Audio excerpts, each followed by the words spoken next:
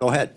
Chairman Burkhart, members of the committee, thank you for the opportunity, and we will definitely not take up all that time, hopefully have some time for some questions as well. But what we would like to do today is take this opportunity and just give you a snapshot of the industry in Wyoming. And we saw many of you earlier in December, kind of the same thing. Some of this stuff may be repetitive, but I think it's important for not only the committee, but the people watching and the folks in the audience to remind folks of the importance of the mining industry of Wyoming and our contribution to the state of Wyoming. And so the way I think we'll do this is I'll just kind of run through our four major minerals, our opportunities with some of our new sectors coming online. Ms. Levin is here with me to discuss. She'll be representing the Trona industry. We'll go over some of the things happening in Trona, and we'll just do that and open ourselves to questions at any point in time. And with that, I will get going. Americans across the country use the products of Wyoming's mines every day. We are the nation's leader in the production of bentonite, coal, trona, which is natural soda ash, and uranium. We are home to the second highest grade rare earth deposit in North America, which is currently in development. And we have gold in them there hills. We're going to be mining gold right here in Laramie County here shortly. So I will start off with a snapshot of where we are in the coal industry. But before I do, one of the things that we like to do at WMA, safety is paramount for us. Safety is not just a priority for the Wyoming mining industry. Safety is a value. Our operators go to great lengths to ensure a safe working environment for our employees. And Wyoming's mines are some of the safest in the world. And we're very, very proud of that. In fact, when the Department of Labor releases their statistics every year on safety, Wyoming mining comes in at the top of the list almost every year. You're safer working in a Wyoming mine than you are working at a Walmart in Wyoming, and we're very, very proud of that. So we usually start off what we do with what we call a safety share, and a safety share is just a little tidbit of information to pass along to help you get to work safe, get home safe. And my safety share for the committee today is in winter weather. It's a very obvious safety share. Be aware of your conditions when you're driving. Always wear your seatbelt. Never ever text and drive. That sort of thing. It is a value to get our employees safely to the work site and safely home to their families every night. So I will start off with giving you a little snapshot of where we are in the coal industry. We're the nation's leading coal producer. We have been since 1986. 8 of the top 10 producing mines in the country are in the Powder River Basin. We produce 80% of the nation's coal. Our coal is thermal coal. It is used for electricity generation.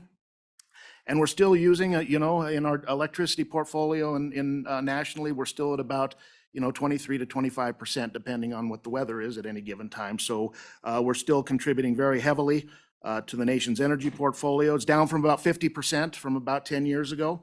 And we recognize, some of the challenges facing us. We have a reserve in this state of 162 billion tons. That's coal that we can get to today. That translates, the way we use it today, to about 645 years worth of energy. We have a total resource, and that is the coal in the ground that may be available someday as technology improves, of 1.4 trillion tons. So the resource is vast. And the state of Wyoming and this body does a great job of protecting and defending it. It's scandalous not to use that resource. And whether we use it for electricity generation or other things such as coal to products, we need to continue to use that resource. And one of the reasons why, not only the jobs, the industry employs about 5,000 employees right now, probably a little bit more after the last year, but the tax revenue it brings in. In 2021, and I apologize, I don't have my 2022 numbers gathered up, the industry brought in about $500 million to the state of Wyoming. And that revenue goes to, as you all know, it goes to build roads, it goes to our towns and counties, it goes to our schools. So we are proud to be a very strong supplier of paying the bills for this state so that we keep our tax burden on our citizens low. In 2021, we moved about 238 million tons of coal. That's down from a high of about 460 million tons back in 2008 rather. Last year, we estimate, and we don't have our numbers yet, we use the numbers based on the report of the state mine inspector annually. Those numbers will be coming out here in the next couple of weeks. But we estimate we moved about 247 million tons, so an increase of almost 10 million tons last year. And that's good. We had a pretty good year. However, As I've talked to many of you already, we are having a significant issue with rail service. In fact, we probably lost about 50 million tons of production, and that's production that's lost. It's not deferred. When we move the coal to the utilities, they expect to burn it on certain days, so it's lost production. And back of the napkin math, that's probably about $100 million in revenue to the state of Wyoming. The rail issue is significant, and it's not only impacting our coal producers, but it's impacting our trona producers and our bentonite producers as well. There are reasons that we've been given, largely because the railroads are having significant difficulty hiring right now, getting people to drive the trains, to maintain the trains. But it is a real issue, and it is impacting Wyoming. And the governor's office, the congressional delegation is all aware of it. It's not only impacting Wyoming, it's impacting other commodities and other mining states across the country. So a very significant issue, probably our biggest issue that we're facing today. Mr. Detai, if I might, for the Yes, Mr. committee, Chairman. the Select Federal Natural Resource Management Committee considered this issue this past interim and is trying to work with the railroads on upping their availability, but doesn't seem to have much impact at the current time. Well, and the railroads are, to be fair, the railroads are very well aware of it as well, and they are doing what they can to try to mitigate the situation. But, you know, as I mentioned, we had a pretty good mining year. The fourth quarter started off very slow and ended just dreadful. December was a very, very bad month for getting coal out. And fact of the matter is we don't get paid until that coal leaves the mine. And so we do not stockpile at our mines. So if trains aren't coming, it backs off production. And we had, especially during the cold snap in late December of last year, we had mines that went, you know, a couple of non-consecutive days getting no trains at all. And that not only hurts the state of Wyoming, but it hurts our operators who are trying to be good neighbors and pay their bills as well. So it is a significant challenge. We continue to face challenges from natural gas. Obviously, over the past decade, low-cost natural gas kind of switched the profile of the electric generation in the country. You know, hey, we like it when gas prices are $3. You know, we say when Wyoming coal is competitive when gas prices are about $2.75 for our higher BTU coal. At $3, everybody's good. So when we have $7, $8, $9 gas, that's usually good for Wyoming. But the fact of the matter is there's more moving parts, and if we can't get that coal to the utilities, utilities are going to be burning like they did in late December. They're burning $9 gas and dispatching that, and that hits the customer in your power bills, and we've seen that. You know, we have had some difficulty with workforce. However, when demand ticked up about 2 years ago, we were able to start hiring. And, you know, in the last 2 years, we probably hired about 400 extra miners. We could probably use another 200 up there right now to meet the demand. So that's a challenge. Regulatory and policy challenges are always a challenge. And, you know, we're seeing increased pressure from the federal government. You know, we can't lease coal right now because there is a moratorium on federal leasing. We do have some operators that are looking at leasing down in the future. They can't do it right now. And what that means for Wyoming is, you know, when coal is leased, it is owned by the federal government. We lease it from the federal government. When we can't lease coal, one of the benefits that Wyoming gets when we do lease coal is the federal lease bonus bids. And that is the money that we don't have any right now because we're not leasing any more coal, but that's the money that the state has traditionally gotten over the past 30 years that has built every new school in the state of Wyoming. So it's a challenge for the legislature as well to try to backfill that if we're not leasing new coal. And it also, you know, the utilities look at that too. When they look and plan down the line for 30, 40 years, is that resource going to be available?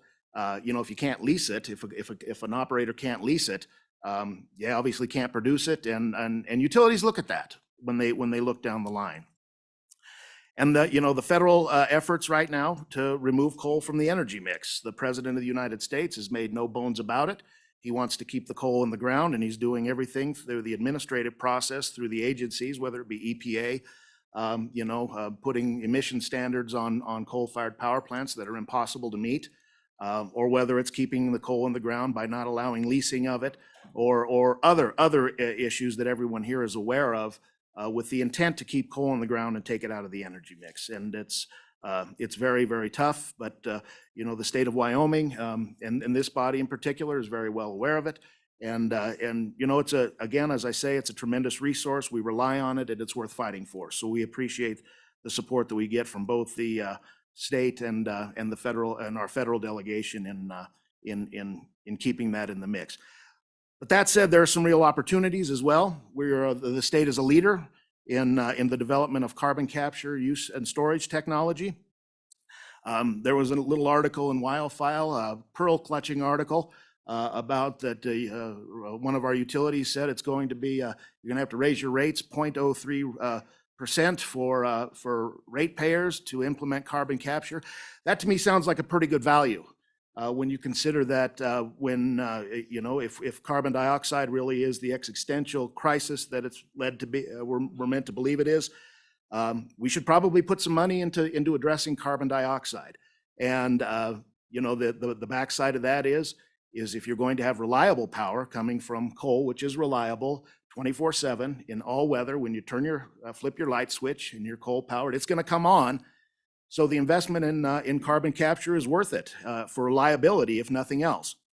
And so we are a leader in that with some of our efforts going on here, whether it be at the Integrated Test Center up in Gillette or our efforts at the UW School of Energy Resources. We are a leader, and that's money well spent.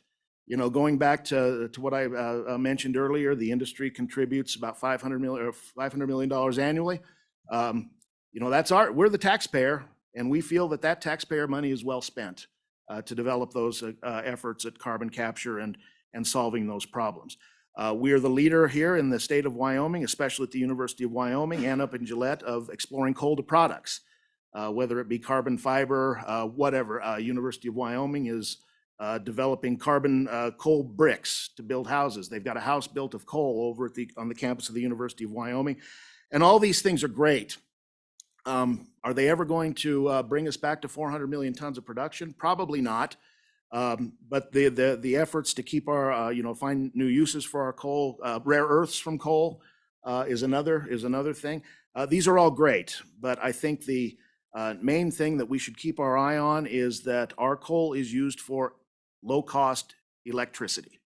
And we need to keep that coal in the mix. And frankly, America still needs coal. You know, I think the biggest example of that was a couple of years ago with the crisis they had in Texas with the ERCOT grid crashing. I mean, 200 people died in Texas a couple of years ago because of an over-reliance on unreliable sources of power. Coal had to step up. They fired up their coal generators and got them out of that crisis, but not before 200 people died. So coal is still, we still need it. And we are going to be generating it and contributing for quite a while. So the reports of our death are greatly exaggerated, and folks have been writing our obituary for the last decade, and we're still around. We're going to be around for quite a while. So with that, Mr. Chairman, I would take questions on the state of the coal industry before I move on. Representative Heiner. We're a little informal here, so. All right, thank you, Mr. Chairman. Mr. Detag, could you talk a little bit about export of coal? What are the possibilities, what are the potential, and what are the hindrances to that? Mr. Chairman, Representative Hyder, that's an excellent question. I will start off by saying the markets are there, especially on the Pacific Rim. I field at least one call a month from someone representing entities in Korea, Japan, Vietnam. The coal is in demand. We can't get it there right now, mainly due to politics in the United States. In order to get our coal out, we have to go through the Green Wall in the United States, so the environmental movement in Oregon and Washington. We had a big fight over port expansion projects in the last decade, and we've lost those fights. So the door is not quite closed, but it's pretty well shut until some policy changes come. We can move our coal through Vancouver. And when I say our coal, I mean Powder River Basin coal. That coal basically, it comes from Montana across the border. Those few extra miles make the difference in penciling it out. And we can export Powder River Basin coal through Vancouver right now. But right now, it's not economical. And, let me back to it. It is economical if you're doing it out of Montana. And we do have a company that operates in Wyoming that has a mine in Montana that is moving coal out. We do have another operator that is working to get some, working with the railroads to try to get some access to those ports in Vancouver. But it's challenging. But the opportunity is there. Earlier in the last few months with the events going on in Ukraine, there was some interest in Powder River Basin coal going to Europe. Again, with rail service the way it is and the expense of doing it, it probably just doesn't pencil out right now. We can move coal down the Mississippi River, and we have companies exploring that. So there are opportunities, and our companies are actively exploring them, but it's nothing to bet your bank account on right now. Mr. Detaille, let's move on to some of the other mining activities, because I'd still like to give Ms. Levin an opportunity to talk about the Absolutely. drone industry, and time is ticking. So I will hit really quickly on our other two sectors, our locatable sectors. Locatable minerals are governed under the General Mining Law of 1872.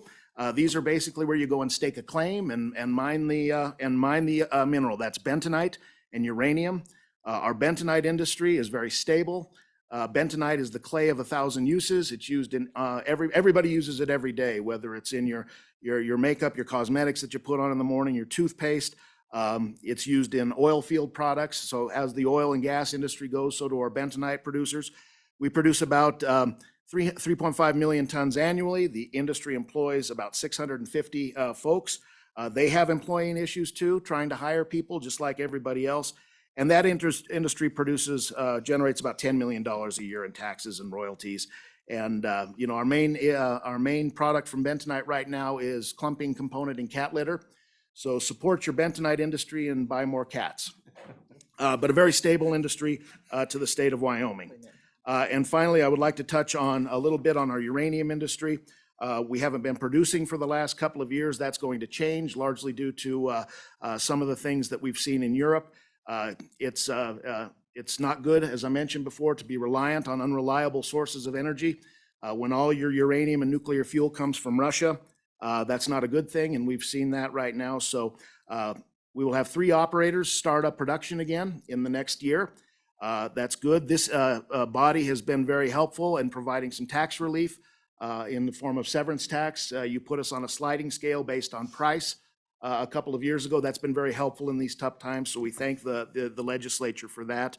We mine all of our uranium in the state of Wyoming in situ. It's basically a well field, and it's pumped out of the ground and then produced into yellowcake uranium. And then for all intents and purposes, it's got to go to Russia to get transferred into, converted and enriched into nuclear fuel. We're trying to change that in the state of Wyoming, and we have a real opportunity. It's a moonshot.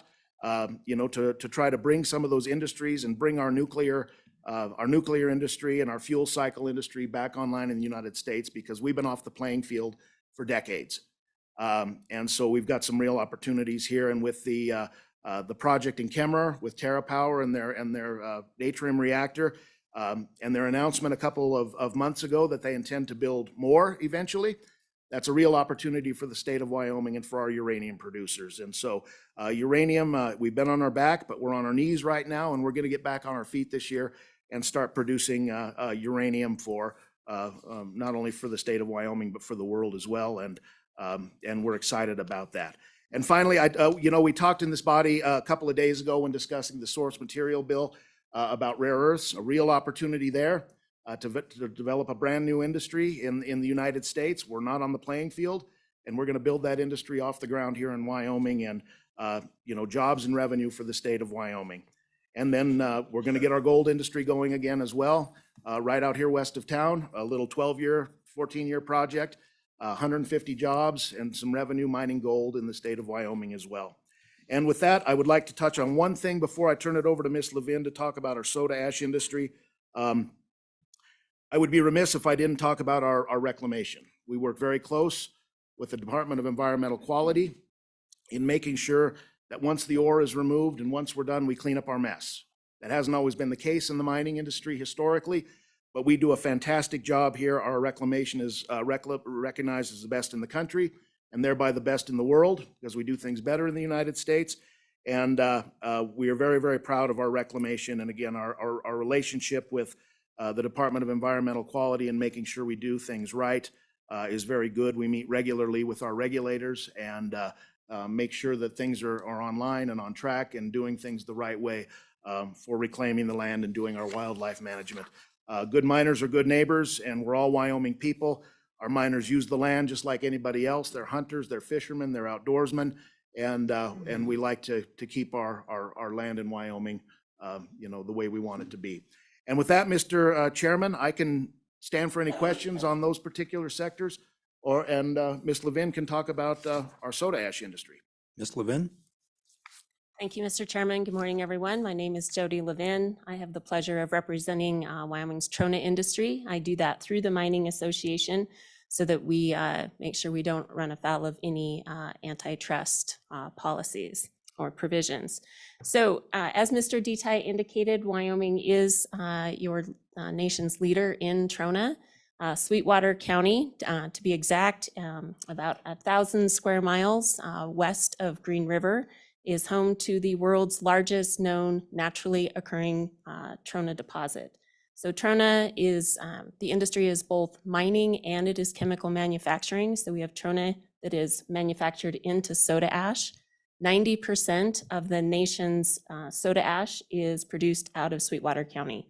So similar to Mr. Detay's comments, it is a guarantee that every day you use products that are made from soda ash in Sweetwater County. Most of that is in flat glass.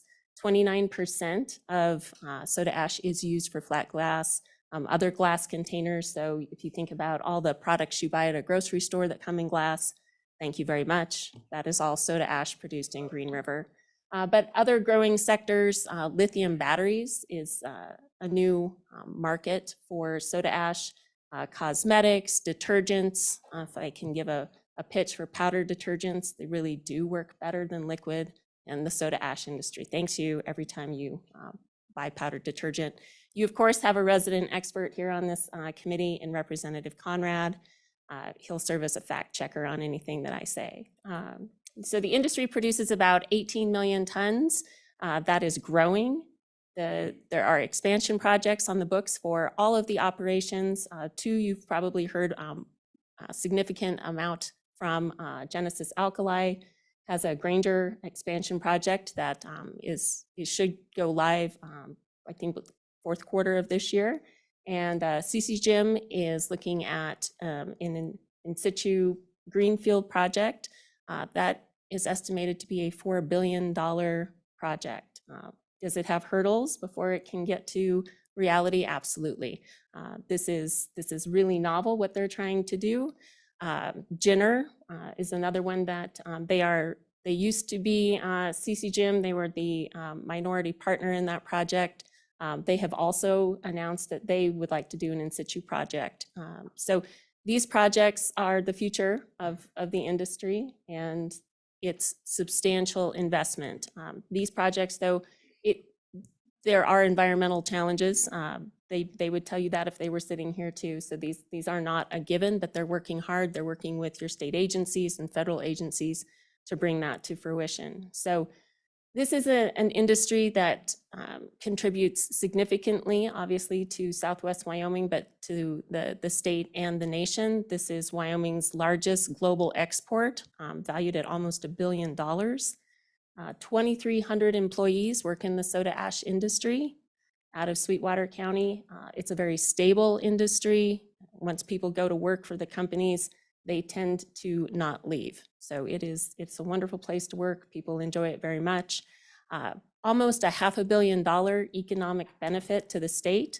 100 million, state and nation, I should correct myself. About $100 million of that comes in the form of taxes, royalties, fees, and $370 million in payroll and taxes and benefits. So again, if you have the opportunity to work for the soda ash industry, they are incredible, high-paying jobs, and they're very stable. With that, Mr. Chairman, I'd like to leave time for questions for the committee. Thank you, Ms. Levin. So committee questions, anything you're interested in about our mining industry? Oh, I guess you have all the answers. Mr. But- Chairman, I would note, we mailed out our little propaganda pieces to all the legislators this year. These are a good snapshot of each of our industry, and they're also available on our website at www.wyomingmining.org. And I would just like to, extend to the committee and to any members in the audience as well. We're always available if you have questions or concerns or need some information. You know where to find us. Representative Conrad knows where to find me. And we're always here to help you, and we are at your disposal, and we appreciate your support. Thank you. Representative Conrad. I'd just like to thank Mr. Detai and obviously Ms. Levin for another riveting education to the remainder of the committee here. It was fantastic, and thanks for your advocacy and your continued support and help in the industry.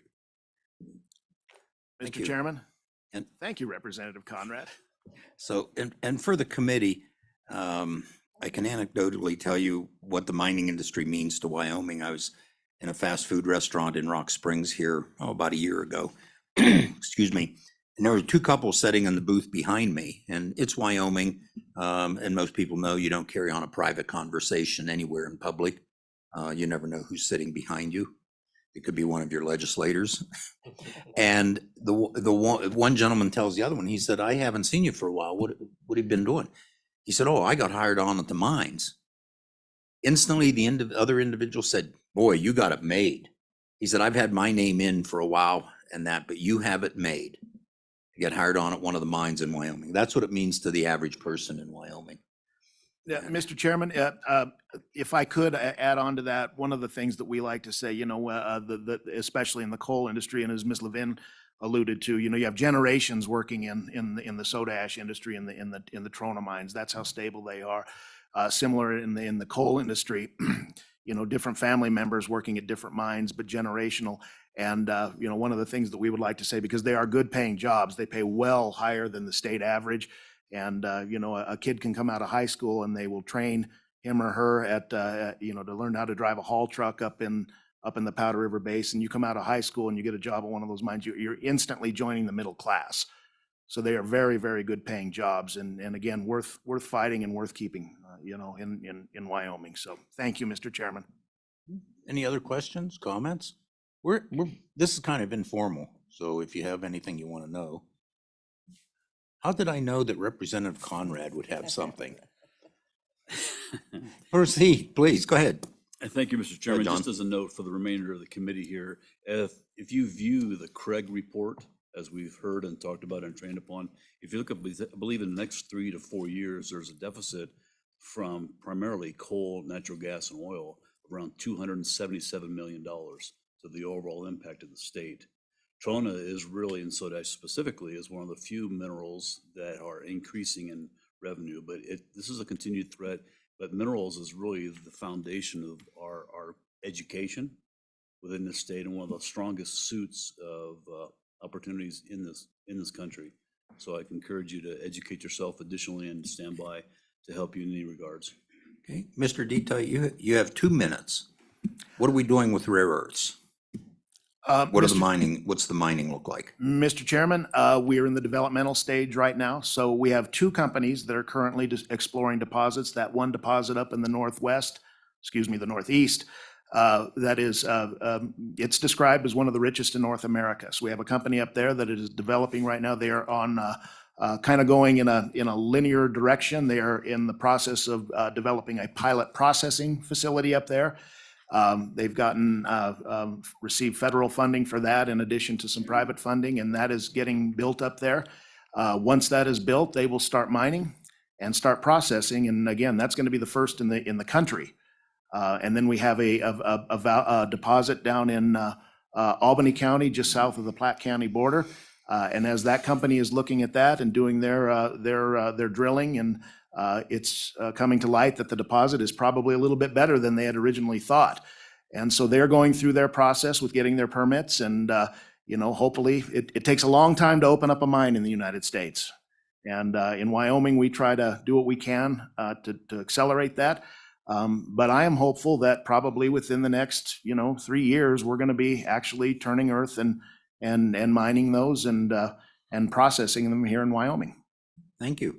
And for the committee, the Trona Industry has graciously offered the committee a tour if we hold a meeting over in Rock Springs, and I need to work with our counterparts in the Senate to see if we'll do that this coming year, see what they want to do. And Mr. Chairman, coal mines, I too. would extend that, if the committee were to meet up in the Gillette area, we could work to get you out to a coal mine. And we can do it any time for any individual. If you have some time this summer or have a weekend free, we can work to get you out to either a soda ash operation, a Trona operation, or a coal operation, or even go out to see a uranium well field as well, or go out to a bentonite pit.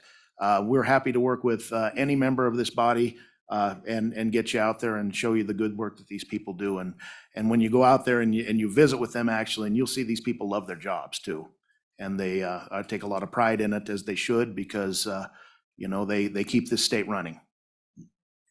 Travis, Jody, oh, you have a I question? just was make a- Representative more Lyon? of a comment of, I did appreciate the briefing that we had, Mr. Detaille and Grable, and for me personally, I find the material that are the fact sheets that give some facts and graphs and things to be extremely helpful, not just in this area, but on every committee I'm on. I find those to be extremely helpful for us as the new legislators and wading through a lot of facts and information. So I appreciated that as well. Mr. Chairman, thank you very much for the opportunity. And as always, we stand at your disposal to help you out Thank wherever you. you need it. And thank both of you. I know 7:30 is a little early. I heard some moans yesterday in the floor when I announced that. But thank you very much. Very interesting, very helpful to the committee, I hope. So with that, we're going to go to the formal part of the committee. Thank you, Mr. Chairman. You bet. You're welcome. So just a reminder to the body, maintain the quorum, and the people here in the room, maintain the decorum that we have. Address the chair. Please silence your cell phones. We don't have any security people in here today because I've told them just if they ring, take your cell phone. We'll find some other use for it. No, that's a joke. So we aren't going to take anybody's cell phone. But please, if you would, I don't see anything controversial here today. So with that, Mark, would you call the roll? Representative Banks, Here. Representative Conrad, Here. Representative Heiner. Here. Representative Knapp, Excused. He is presenting another committee right now. Representative Larson, Here. Representative Lawley, Here. Representative Tarver. Here. Representative Western. Here. Chairman Burkhart. Here. So committee, the first bill up for us is House Bill 136, Capital Construction Amendments. We have Representative Larson here. And he's brought all of his books, so he's just a fountain of information on this. And I see that, Representative Lawley, you have all the books out too. You have more than the good representative. So this should be interesting. Representative Larson, proceed with your bill. Thank you, Mr. Chairman. Just as a precursor to this, I get very jealous of you guys because you get all the good field trips. You're welcome to join us. I love going to those Trona mines. They're really, really fun. So as a committee, several years ago, we started a process to clean up and conform statutes on how contracting for capital construction and for professional services is identified and laid out statutorily across all our statutes. We came with 3 bills that were really substantial, I think 3-4 years ago. It involved a very busy interim with state agencies, contractors, architects, engineers, surveyors, community colleges, school districts, and a light to say, really the genesis of this is that just really was complicated and difficult for contractors to do business with the state. And as you looked and tried to determine in community colleges, if you were doing contracting, if it was the same as if you were doing it at UW, or if you were doing it in a county or municipality, it was very difficult to track that. So we conformed all of that, knowing full well that we probably didn't catch it all. And so this year, as we late in the summer had Department of Construction, Department of A&I come to me and say, and I should say in Department of Environmental Quality last year said, there's still a few things that we're missing that we need to update and correct. So we've met, and the reason for all the books is because you can't work in forming language that will extend to a number of statutes. And I hope that my explanation is adequate, and I don't have the ability to explain things quite as well as I wished I could. And so please, Mr. Chairman, as we go along, if there's questions, please ask them, and I'll try and correct those as we go along. So we'll start on page 2, Mr. Chairman, of this bill. And what we've done is we've laid what I'll call the fundamental or the basic definitions throughout statutes. We've tried to put them in one place as much as we could. But for example, here in 923001, which is in the State Construction Department, we put the definition for capital construction project. So then when you go to community colleges or the University of Wyoming, it will refer you back to this section, and you can come back and everybody will be on the same page. There are a few things that we needed to change in this, and just kind of go down through it, and this will largely explain this. So a capital construction project means new construction, demolition, or renovation. And demolition and renovation is separated now by an or, because in the community college section, there's just a difference between demolition and renovation, and we're going to break that out in this bill. And capital renewal. As defined, so we redefine renovation here, and if you'll look at page 4, and then you'll see down at the bottom, starting on line 21, and this, I believe, Mr. Chairman, must have, this is in the public utility life cycle section of our statutes.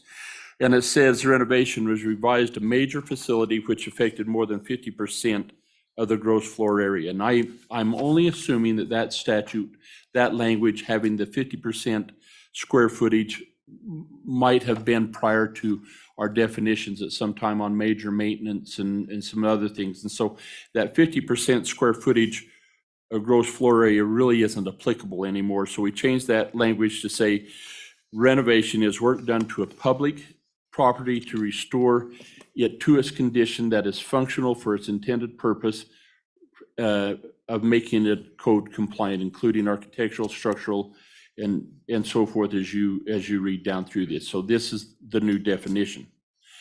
There's still a nuance in the community college section. So if you would please turn with me to page 6. In the community college section, down there starting on 19 and 23, we say renovation as defined, and we go back to what we just read, 16.4.401, refers to capital construction projects that are constructed on property owned by the community college. But now it breaks out a nuance that applies to community colleges and says, for renovation, community college are responsible for 50% of that funding on a renovation in a community college. That has been in their rule and for a number of years. And as we worked with them, we're working, again, conforming the definitions to be the same. Then we break out the nuance that applies specifically to a community college. Okay. So then going back to page 2, we get you through renovation, we had, excuse me, hairball, we had, when we went through this, we says that a community, a capital construction projects of, to any public building or facility. And so since we've done that, they says, okay, yeah, but what if we're stockpiling gravel in a state park? You know, is that, how, is that a building or a facility? You could argue that maybe it's a facility. It gets a little wonky. So we just changed it Chairman? to any public property. Mr. Chairman, Yeah, I'm sorry, Representative Mr. Chairman, Western. Representative Lloyd, I certainly appreciate going back real quick to the community college component. This is also in relation to the one that we just passed out of the House last week, lifting that cap from 100 to 250, I believe. Yeah, that passed, didn't it? I think it did, yeah. Yeah, and Mr. Chairman, if Representative- you'll bear with me, we're going to come back to that section, and that's in my notes, but you're exactly correct. And this bill doesn't impact what we're passing. That will govern this one. You're exactly right, Mr. Chairman. Proceed. So, nice catch, by the way, Mr. Whip. So now we define it as property and other public improvement, alteration, or enlargement was language that had been left out for the property. Major maintenance is, because we approve that, it goes out, and the reason major maintenance is in there is it can be a large sum, it goes out to bid, it fits into all of the requirements of capital construction and is a component of. And then in the community college, there was this definition of capital renewal. And so if you'll turn with me to page 7.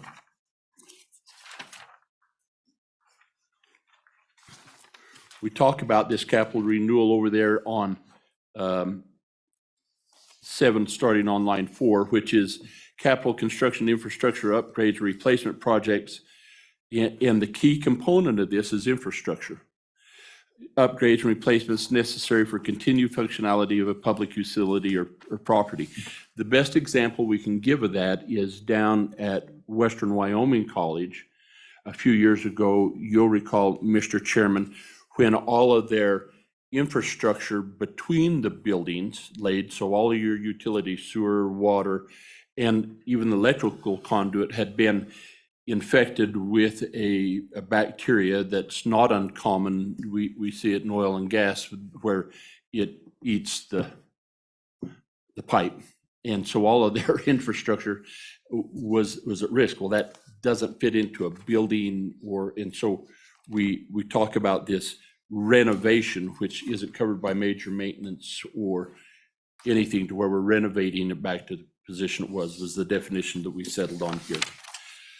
So then, Mr. Chairman, we come to the bottom of page 2, which is an interesting addition to this, and it was brought to our attention from Department of Environmental Quality shortly after we passed those last bills, but they just, bless their hearts, have just, in the Wyoming way, says we'll work through this until we get it changed. But capital construction on these public properties, meaning owned by the state, a county, a town, a deal. But on our AML projects where we're grouting subsidence stuff, that could be on private property, it could be on federal property, it could be any place but a public property. So we put this language in there so that on those types of issues, that the contractors and the agency understands that they still comply with the requirements of a capital construction project, even though it's not on a state-owned public or a public property.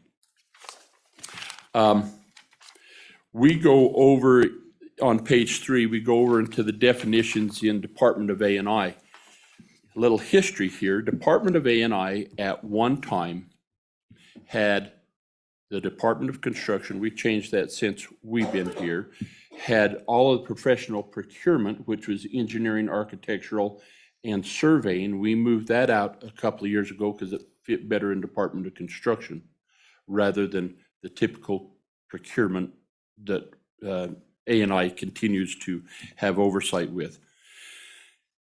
In all of this, we talk about major maintenance and we talk about capital renewal, and we talk about the responsibility to maintain and do some things. Well, what does it mean? What's regular maintenance? And it just wasn't defined. Department of Construction, and I believe the colleges had kind of a definition, but we adopt this definition, and I'll ask Mr. Chairman when I get through explaining that for this committee to amend this just a little bit. Routine maintenance or repair means activities necessary to keep the public building, property, or facility safe, good working condition, so that it may be used for its original or design capacity for its originally intended purpose, included janitorial grounds, keeping maintenance tasks done on a routine basis. Mr. Chairman, this last sentence this last half of this sentence is an amendment that I would request this committee consider as a standing committee amendment to remove. And it says, so all this routine maintenance is done by agency personnel with exception for routine tasks accomplished by contractors such as an elevator or something that we just don't have on hand. But if you think about our new office building in Casper, most of that maintenance is contracted out and isn't done by agency personnel, as well as some of the other buildings. We have some school districts that may contract some of their maintenance out, like lawn mowing or things like that. That becomes a little problematic in this. And so I think if we remove that last half of that sentence, if you would consider doing that, that cleans that up. Representative, why don't you hold that until we go through the bill and consider the bill, and then I'll have you come back and give us Exactly. I just your wording and everything. Why we're on the subject is why I brought it up. Thank So you. then, Mr. Chairman. Proceed. Thank you. 166102 was really, I always just thought it was me that when I read that thing that I just didn't have the mental capacity to understand what it was saying. And so we didn't do anything with it at the time, but have since learned that maybe there's others that struggle with it as well. And what this is trying to say is that if there's, and this is in our preference, so that residency, we want this work done on our in-state with our in-state contractors as much as possible. Absolutely as much as possible. And what this new language does is clarify what was difficult to glean out of the old language. And the first off is, if a bid's required, the contractor has to let the responsible bid, and if they're within 5% of the lowest responsible non-resident bidder, the resident contractor gets it. If a non-resident bidder if it exceeds that, then the non-resident bidder can be awarded the bid. But if the advertisement for bids or request for a proposal is not required, the contract shall be let to a resident of the state, provided that the services required are not offered by any known resident of the state. The public entity may let the contractor to a non-resident. So a swimming pool contractor. Where do you find one of those in the state? And so recently at the Life Resource Center, that was a component of that new construction, was a therapeutic pool. And there wasn't a contractor in the state that provided that. So the bids went out and were solicited and we're able to do that to non-residents. So we just try to clean that up a little bit. We talked about at the bottom of page 104, Mr. Chairman, on that new definition.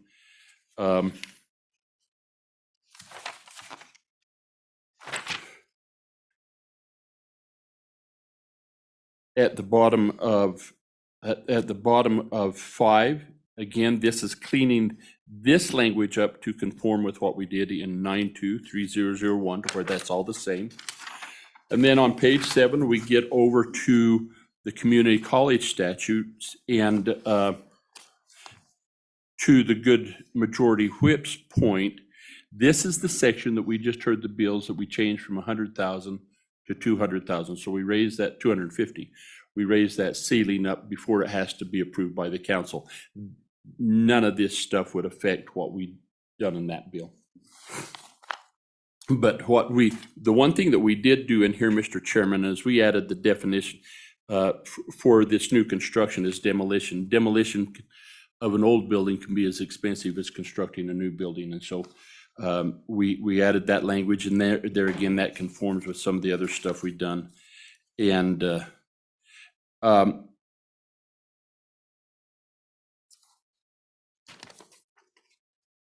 maintenance and repair, we add that language. Okay, we talked about renovation, we talked about capital renewal. Then we come into the student dormitory. As I said, when you start messing with this, you have to find where all of this language is. And we did not have demolition. If they got a loan, community colleges can get a loan from the state to do capital construction projects, but it didn't have demolition. So if they wanted to get a loan to do a demolition project on a dormitory, it wouldn't have allowed it. So we added that in and renovation as well as defined by that new statute. So wasn't that easy, Mr. Chairman? For you, yes. I know. So thank you. Any questions for Representative Larson? Any questions? Go ahead, Representative Western, then Thank you, Mr. Chairman. Representative Piner. Representative Larson, I was wondering on page 4, Romanet I, it talks about, if the advertisement for bids is required, the contract shall be let to the responsible certified resident making the lowest bid if the certified resident's bid is not more than 5% higher than that of the lowest responsible non-resident bidder.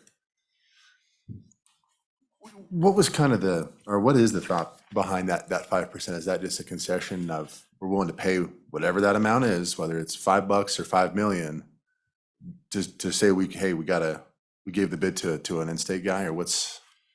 Representative Larson? Thank you, Mr. Chairman, and Representative Western. That's been a long-established resident preference thing that the state has complied with. So if you're bidding highways or you're bidding any of the construction at University of Wyoming, highways are a little bit different because it's federal funds. But if you're in-state bidding projects within communities, counties, schools, they give the in-state contractors a 5% preference. Okay, Representative Heiner. Thank you, Mr. Chairman. Representative Larson, I appreciate that you are always willing to tackle the more complex issues within the state. And I appreciate your understanding to be able to do this. But in this bill, the question I have is we deal with the community college explicitly in a number of places, but the only place I see where the University of Wyoming is addressed is on page 2, where it talks about public and private property. I'm a little confused about that statement, why University of Wyoming is spelled out explicitly on line 18 of page 2. What kind of non-public property would we be working on it by the University of Wyoming? Representative Larson? Thank you, Mr. Chairman. If they were engaged the thought was here is if the university was engaged in a project that required on your property that the university was going to somehow do some facility or something through a lease agreement with you, that now it's on private property, but and they're going to build a building, even though they're leasing it from you, the land from you, that they would have to comply with this same bidding process. And Mr. Chairman, if I may elaborate a little more, in the original reversion of all of this, now, so the University of Wyoming is not considered an agency of the state, as you know, and community colleges are, as long as the funding is using state dollars. If it's their private dollars, they're not. We brought schools in a number of years ago to where they're considered an agency of the state. not an entity, but an agency. And then we conclude, then when we broaden this, we change for like municipalities, counties, all of these other things, we call them for the bidding requirements, we call them an entity of the state. Mr. Chairman, Follow up. Representative Larson, so by that definition and explanation, that is the reason why I assume that community colleges are not spelled out on page 2, because they are an agency of the state. Representative Larson? Mr. Chairman, that's exactly correct. And when we've done these original bills, if you went back and looked and went through all of these statutes we looked at, it calls out the University of Wyoming and other agents, you know, that and it includes University of Wyoming, and the Department of Transportation, not as an agency of for these bidding purposes. Other questions for the representative? Questions? Okay. Representative, thank you. If you'd hold with us and give us your proposed amendment shortly. So with that, I'll open it up to comment, public comment. Any other legislators in the room wish to speak on the bill? Okay, anyone from the governor's office? State agencies?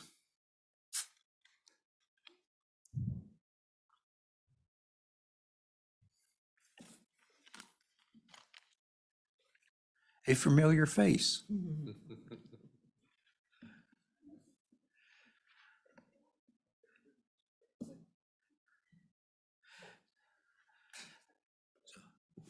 Mr. Chairman, Michael Swank with the Wyoming Community College Commission. I'm the Chief Financial Officer. I just only have a couple comments.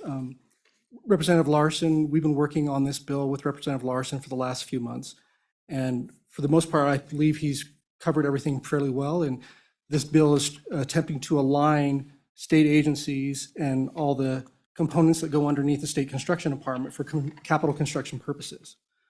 With respect to Representative Heiner's question, if you look on page 2 of section 923001, you notice that the amended section there, Romanet 2, that kind of sets the foundation for most of the other aligning and conforming amendments later in the bill draft.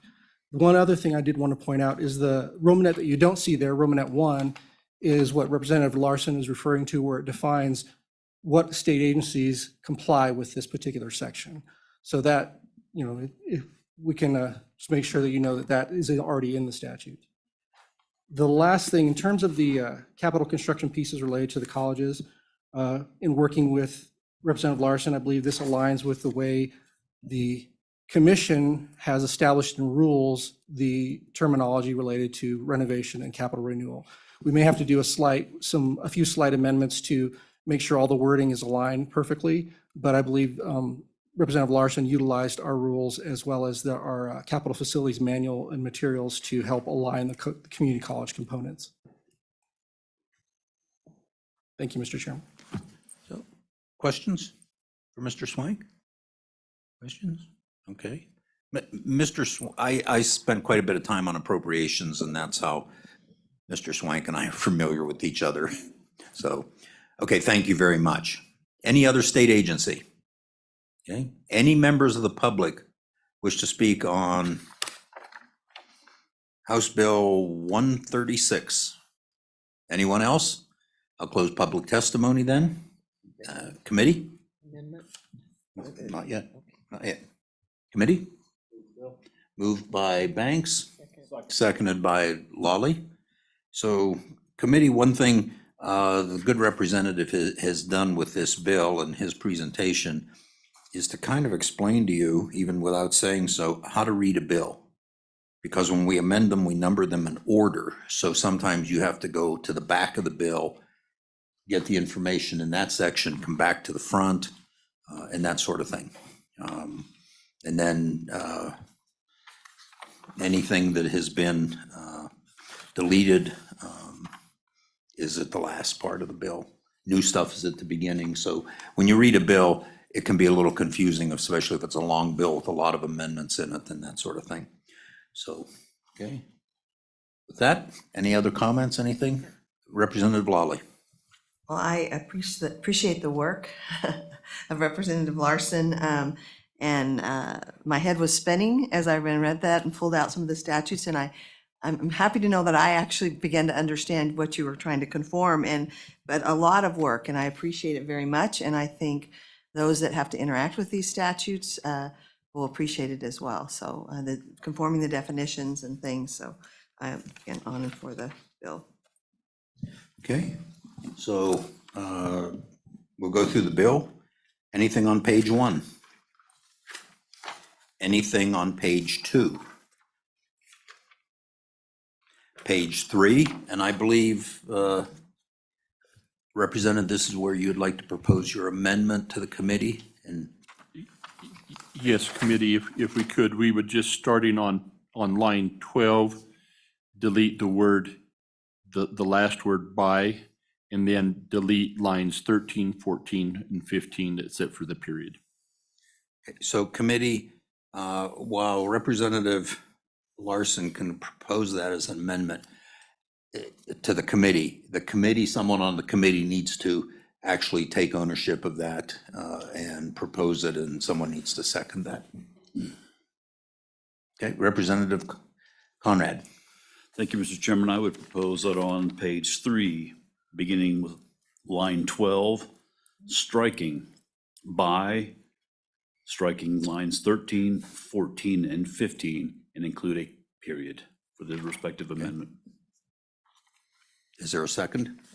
Seconded by Lolly. Any discussion on that amendment, committee? Question on the committee, on the amendment being called? All in favor, say aye. Aye. Opposed, no. That amendment is adopted. Okay, anything else on page 3? Anything on page 4?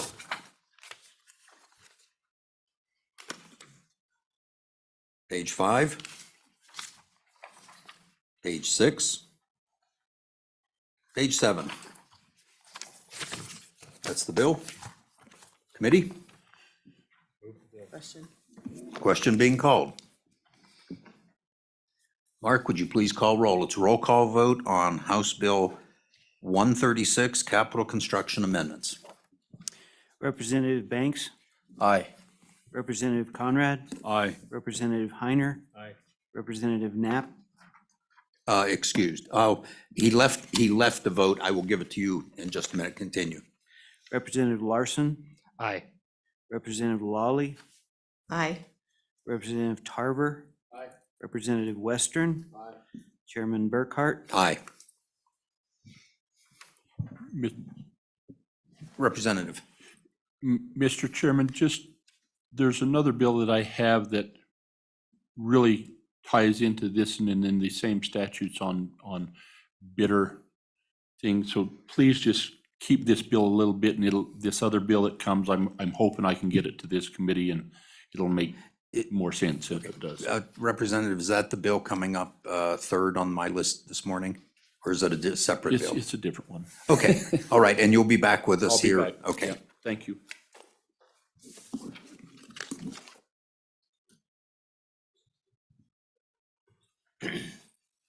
Representative Knapp, like I said, had to be in another committee this morning, and he left a vote. And Mark, what is that vote? I don't look at those so that it doesn't influence me or the committee.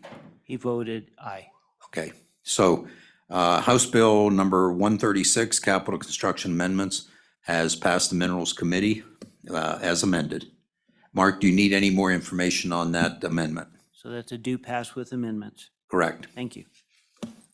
Okay, next bill for our consideration is House Bill 153, Workers' Compensation Competitive Coverage. Let's see, Representative Wiley?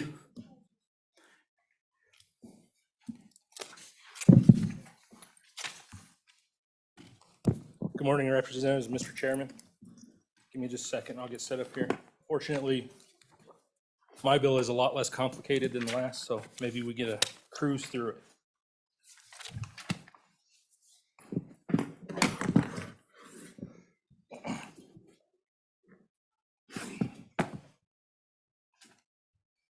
Another thing I'd like to touch on is I would like to thank our industry folks for that presentation this morning. It was very informative and great.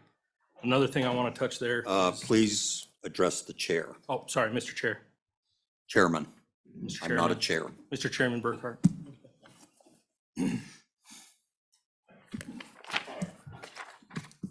As you heard this morning, Chairman Burkhart, Mr. Chairman Burkhart. Proceed. As you heard this morning from the great presentation that we had from the industry, there are external pressures that we're having on our system. This bill that I bring before you today is about fairness, and I believe it'll alleviate some internal pressures that we have within the state upon our private companies and stuff across the statewide. It's about workers' compensation and having competitive premiums. Right now, Wyoming ranks 7th highest in the United States on an average, and I believe we can bring that down. If you look at my language on here on page 1, I believe the dates could be an issue. We could fix that with the committee. But the coverage under the act shall not exceed the average of the bottom 1/3 of the national state workers' compensation rates. So what that's going to do is put a mechanism in there to where the state of Wyoming's workers' compensation is going to have to compete with the other states that fall within that bracket amongst the national premiums. And what I believe that will do is bring an aspect of fairness and competitiveness that Wyoming can have in good faith towards private industry. And this also affects state, county, and cities, as well as those departments also pay into workers' compensation premiums with a savings. The state fund, you could see there with the documentations that I gave you, the state funds have plenty of money in them. It's an inviolate account that they put money into every year. I believe it's $2.5 billion, give a few $100 million. So there's plenty of money in the accounts. I don't believe that this can be detrimental to workers' compensation. You can also see in the bill that there is a sunset date. So if we do find out through statistical and analysts after a while that it doesn't work, we can change it and it'll go away. I believe it's beneficial. It's going to be directly impactful to the industry, and it's going to be non-detrimental to workers' compensation. I stand for questions. Questions for the representative? Committee? Questions? Representative Heiner. Thank you, Mr. Chairman. Representative Wiley, thank you for being here and bringing this bill. On page 1, you set a timetable of January 2024 and ending at the end of the year in 2028. Why is it, does it have a sunset like that? Is this just to bring the corpus down within the fund, or is it just an experiment to see if it works? I don't understand why the time frame. Yeah, so I put that. Representative, I'm sorry, Mr. Chairman. proceed. Representative Heiner, I put the sunset in there, so if it is shown to be detrimental to the workers' compensation fund, that we won't have to meet and amend it that way. It'll automatically go away. So we can choose as a body in the future to extend it, and if it's a good thing, we can continue on with it. Thanks. Representative Lawley. Representative Wiley, you talked about the effort for fairness and competitive, and I think I understand the heart behind that, and but what's your response to the material we received about how these different states' rates and structures are different based on the types of jobs that have already been categorized in this area of workers' compensation and the risk involved with those different categories? And so making that comparison not so much apples to apples, how would you respond to that? Representative. Mr. Chairman. Representative. Mr. Chairman, Representative Lawley. Yeah, I appreciate that question. So if you look at the information that I gave you in that little packet, that I believe it's NCIS report that they're referencing in the information that you got, they actually use the Oregon study in that report to set a benchmark for where these averages are. And in that Oregon study, they actually take and for a factor these different things between the states.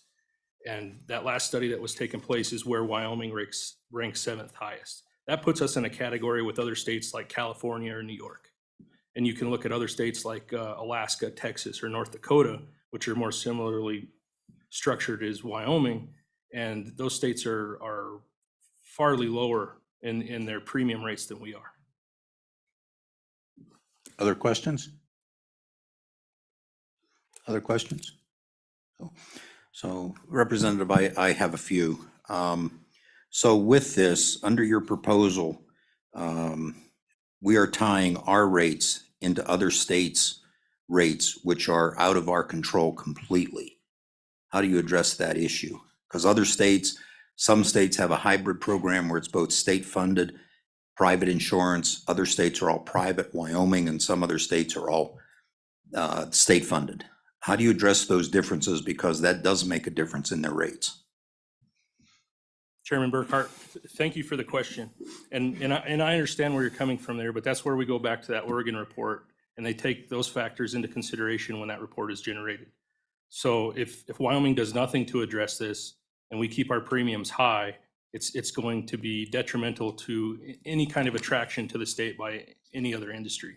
So I come from Sweetwater. We're trying to attract, diversify our economy, attract some manufacturing, do different things like that. Well, these larger corporations will look at that and say, hey, even though this is a little thing, this isn't friendly towards business. This isn't welcoming from the state of Wyoming. Well, let's choose to go to Utah. Our averages here are far less, impactful to us than Wyoming. And I just believe as a state, we need to work towards that to overcome. So Representative, but how do you balance all those various methods of calculating their rates Yeah. between the states? They're all different. And this bill requires us to tie ourselves to other states where we have absolutely no control. So how do you reconcile that issue? So thank you, Chairman Burkhart. I will again go back to the Oregon report and say in that report, a lot of those considerations are already taken in place and the averages are built out of that. So if there's something in statute that we need to address for workers' comp on issues there that can be fixed, that's our duty as a body to find those and do that. But we also have to look at it, is it a competitive advantage of other states around us that are very similar in industry and claims and different things like that. So as a state, we need to do everything we can to be competitive within that average. And if we're not, it just makes, again, it will make the state unattractive. Representative, but this Oregon study you mentioned is not included in this bill. We go by what is here. So how do you reconcile all those differences? So Chairman Burkhart, if you look back at the bill, Workforce Services gets to determine that. So they can take that into consideration if there are special situations within our state policy or anything that they need to roll into it. They can do that to consider it against that average. So if there is something there, they can take that in consideration to place our average amongst our peers.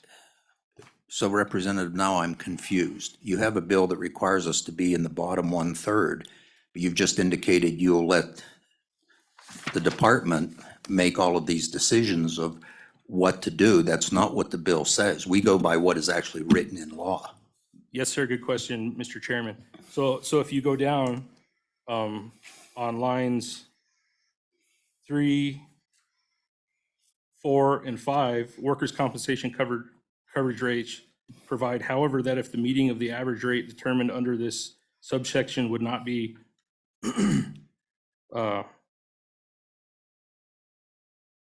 sound, then the rates for coverage under the act shall not exceed the average of the national rate for the year, the period of 2 years. So what that does is it lets them move out of that bottom 1/3 into roughly the lower 50 percentile of the national average. So that gives them some lateral movement there, so it will not be detrimental to the department, and we can adjust there on how we need to fix that as a state. And then if you read further down into the bill, 7, 8, and 9, it actually gives you another 2 years that if the state doesn't hit those national averages, that as long as they can show why they don't hit the average, that it will be okay and we can continue to work on that. But Representative, you just mentioned they can use 50%. There's no 50% in this bill. It says 1/3. that is the goal that they're supposed to meet, but if you read further down into the bill, it actually gives them some lateral movement to have more than the 1/3. I guess I don't read it that way. So, Representative, do you know how our workers' compensation rates are calculated? Yes, Mr. Chairman, it's my belief that they hire a third-party contractor, they do the analytics on it, and then they tell them where the rates are supposed to be placed. Okay. Representative Heiner. Thank you, Mr. Chairman. Representative Wiley, looking at the information that you provided, thank you very much for that. Over the past 5 years, the rates in Wyoming have dropped 28%, while nationally, the rates have only dropped 20%. Can you speak a little bit about that trend, why we're dropping faster than the national rate in our rates over the past 5 years? Representative? Mr. Chairman, Representative Heiner, thank you for the question. Yeah, so if you read through that report, there are several things that take place there. Some of it could have been, pandemic and workforce not being out. Some of it could have been a decrease in claims. There are a lot of different aspects of, math and analytics that go into that to change those numbers. But if you read down through the information that I gave you, the national average is starting to decline to where Wyoming, our average is just kind of staying steady in there within that little bracket that it moves. Follow up? I'm not with the information you provided, Mr. Chairman, thank you. Please. Mr. Representative Wiley, I'm not understanding that statement because on page 45, it says Wyoming went from a 2.47 down to, and that was 5 years ago in 2016, to the last column there in 2020, 1.78. That's a 28% drop. So, and you look at as I look at those columns, every year it seems to be dropping. So I just wondered what the reason is that our premiums are dropping. Is it because the COVID has affected all of the nation, but is it because we've had less claims or because we have, for some other reason? Thank you. Representative Wiley? Mr. Chairman, Representative Heiner, yeah, I think it's just part of the analytics and the statistics that's involved. I think there are several factors why you see that on there, the movement like that on the chart. Well, other questions? So Representative, what impact will this have on our experience modification rate? We don't really have an experience modification rate as some states do, but we do credit companies for good experience. Chairman Burkhart, yeah, so this doesn't really affect the state and how they, their means or methods, how they're going to implement this. They can still use the current existing standings, and they can still take that up or down based on incidents or the rates of the different entities that are involved. I don't see that being a big factor in that. Okay.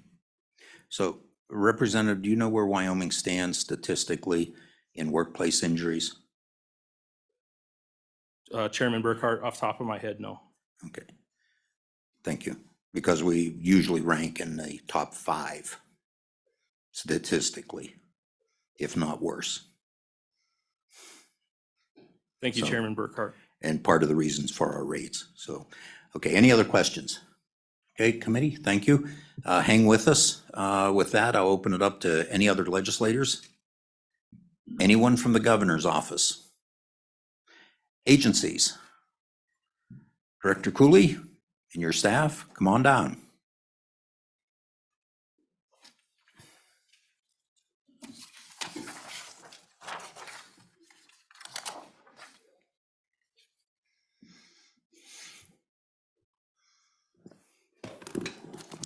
Director, and please proceed. All right. Just remember to identify yourself for the record. Thank you, Mr. Chairman, members of the committee. Director, you may need to bring that a little closer. All right. Mr. Chairman, members of the committee, my name is Robin Cooley, and I'm the Director of the Wyoming Department of Workforce Services. As you know, we administer the Wyoming Workers' Compensation Program. We have some information to provide you today, and for that, I have asked the expert in the area, my administrator, Mr. Jason Wolf, to provide that information for you today. And I will ask Mr. Wolf to take over. Thank you, Director. Mr. Chairman, Jason Wolf, Please. I'm the administrator for Workforce Standards. So one of the programs that I do oversee is the Workers' Compensation Program. I think before I get started in that, I just want to ensure that you guys received the handout, that the committee members received the handout, that we did submit this bill over to our contracted actuary just for analysis as to what it would mean for the workers' comp fund and how it would affect it. So I just want to make sure that you guys got that. It is a letterhead states Oliver Wyman. It's dated January 19th. Yeah, Jason, we have that. Okay, great. Thank you, Mr. Chairman. Mr. Chairman, so I think just kind of briefly go over, maybe summarize what that letter from Oliver Wyman, our actuary, says is there's a couple areas that are problematic for the agency when it comes to this bill. And I think in order to sum that up, it relates to solvency of the fund and it relates to compliance, our compliance with what is termed in the bill as a national average. And I think you, in the previous testimony, referenced the reports of the Oregon study. And there's also, I think, maybe a table that you've seen from the National Association of Social Insurance regarding where we stand. So as you'll see in the actuary's letter, determining a national average rate is problematic for a lot of reasons. And one of those, probably most important ones, is that the different mix of risk within each state plays a lot into what their rate is for workers' compensation in the state. And I think in the actuary's letter, if you've read that, he gives a really good example of how that affects, in looking at the state of Wyoming, where our statutes only require extra hazardous industry to take part in this program, it's natural that our rates would be a bit higher. Simply because if you look at other states like in North Dakota, for example, they mandate that everybody in that state purchases coverage through their fund. So a good example here is in Wyoming, we don't require the retail sector to take part in this program. So they can purchase coverage through us if they choose to, but they are not required to. And so retail, being a fairly risk-averse industry, would naturally have a lower rate. If we had them in the pool, it would probably bring our average down. So coming up with a national average is really not actuarially possible. If we were to do it, it would probably be nothing but an arbitrary number. And I mean, per the current law, we are mandated to collect premiums based on an industry's risk and their history of claims. So, Mr. Wolf, if I might interrupt you for a question. So I think also, am I not correct, that independent private contractors, regardless of the industry, such as a independent welder, are not required to be covered by workers' comp? Am I correct? Mr. Chairman, you are absolutely correct. And so, Mr. Wolf, it'd be an anecdotal answer. We have a lot of those people in the state, correct? Mr. Chairman, I'm not 100% sure, but yes, we see Okay. a lot of All independent right. contractors Thank in you. the state. Please proceed. Oh, question, Representative Western? Thank you, Mr. Chairman. Mr. Wolf, so, if we use the example that's in this Oliver Wyman letter, and certainly kind of your example or your assertion that, when you blend that many different categorizations together, it can kind of render a mean number not fully depicting the average. But if we're using the example that's in this letter, can you kind of break down some of those jobs in Wyoming? Because if we're going to use their example, I mean, how many are in the higher risk types of jobs, mining, oil and gas, et cetera? Could you delve into those numbers for us, please? Mr. Mr. Chairman, Wolf, please continue. Representative Western, so if I understand your question, I think in Wyoming, as I said, our statute only mandates that extra hazardous industries take part in our state program. So an example of an extra hazardous industry like would be mining, whether that's coal or trona, it would be roofers, any construction outfits, things of that nature. So those are the types of industries I think that you would see as required to have our coverage. So if that answers your question, I don't know how many are in each industry off the top of my head. Mr. Chairman, follow up, because Please proceed. I'm trying to follow your logic and see where this can go. I'm assuming the argument is, well, if we're going to use this example of, well, the rates are the same, the averages are different because of the number of jobs, assuming that is kind of the crux of your contention, of your concerns with this bill, correct? Mr. Chairman, Wolf. Representative Western, yes, I would say so, is that if we were to implement the language in this bill of holding those rates to the bottom third of a national average, first off, we don't have any data that would be relative to the risk of the industry to calculate a national average. And if we implemented an arbitrary number, it's quite likely that we'd be either overcharging or undercharging a particular industry, if that makes sense. Mr. Chairman, follow up. And I certainly appreciate that, but certainly just for me as a committee member to get a better sense of this, again, using this example, it would be more helpful if we could say, okay, well, based on X number of mining jobs or these higher risk jobs, it would help me feel more comfortable, using this example into my consideration of this legislation if we can say, we know X are in these high risk jobs. So I guess that's what I'm kind of getting at here. Yeah, Mr. Wolf? Mr. Chairman, Representative Western, I'm sorry if I'm not grasping your question here, but the bulk of the people that we cover under this workers' compensation program are those high-risk industries.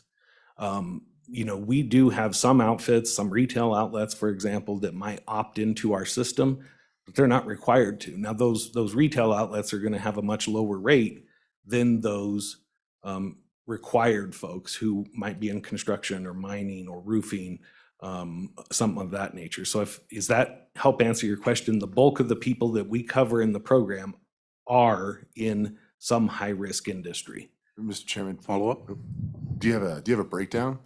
Of the number of employees, I don't, but I do have, if you give me just 1 second. I got way too many papers, but give me just 1 second. So I did have some numbers pulled here for, I think, premium, and this will give you an idea of how many, I guess,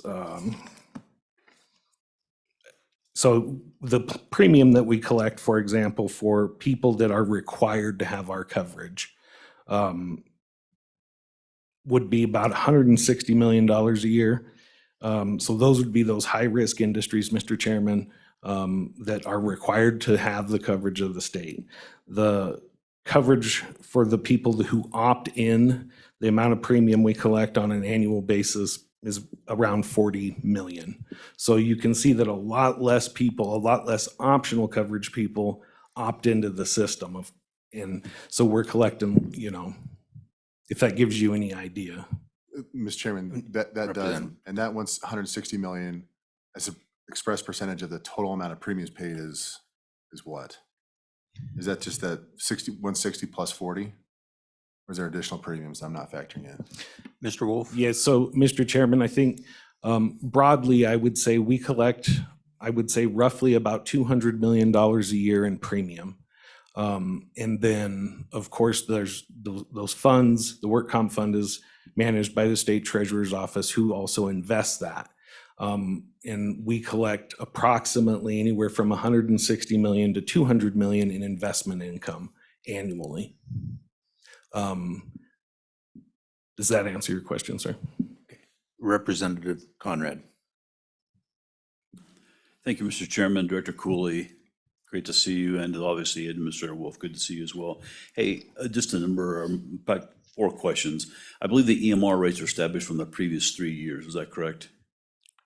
Mr. Chairman, Wolf. Representative Conrad, that is correct.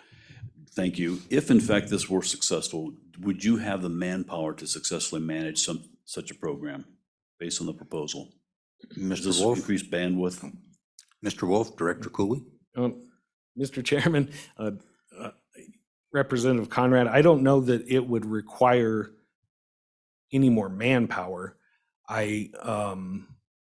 My feeling is, and again, in deep discussion with our actuary who has helped us manage this fund for a number of years, it's just not actuarially possible for us to maintain a stable fund without charging premiums based on the risk history of an industry. Follow up? Thank you, Mr. Chairman. And I recognize obviously that the EMR rates are established by an individual company's injuries and the severities as such. I guess the optics question I have for both of you specifically as it relates to recognizing that our premiums from 2017-18 per employee is around $2.07 to the present estimated at 1.78 or $1.78 for lack of a better word. That's a 14% decrease. The challenge that I have in terms of running the numbers is that our balance as we look at 17-18 is a $1.8 billion beginning budget. And then we estimate our 25 to 26 budget of being $2.4 billion. Therefore, my question resides, that's a 34% increase in funding. Is that primarily increase based on a disproportionate decrease in dollars per employee related to investment income? Why the 34% increase versus a lower premium, for lack of a better word? Mr. Wolf? Mr. Chairman, I think there's, Representative Conrad, I don't know that I can speak to that fully. So I think what you're seeing here in some of these numbers is the past 2 years of COVID. We've obviously had a decrease in the amount of claims that have come in. Thereby, we've decreased what we've paid out.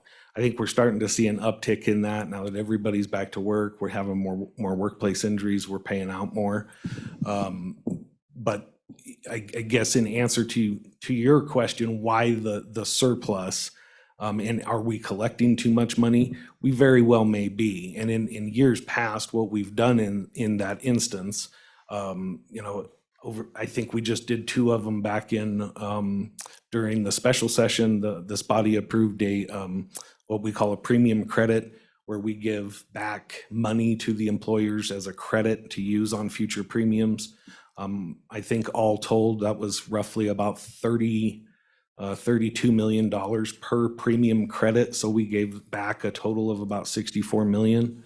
I think we could certainly look at doing that. I wouldn't say today I'm comfortable doing that without having the actuarial analysis done.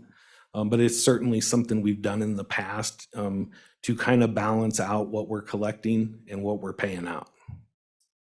Okay, follow up? Thank you, Mr. Chairman. I do recognize that there's, and I guess a question more importantly is that the available discounts that are available through the workers' compensation that does impact a respective company's EMR. Is there more people taking advantage of that? Would that be a contributor to this? But I will share with you, as constituents of mine have shared with the increase, what they perceive in EMR, and obviously that is a contributory or based specifically on the injuries.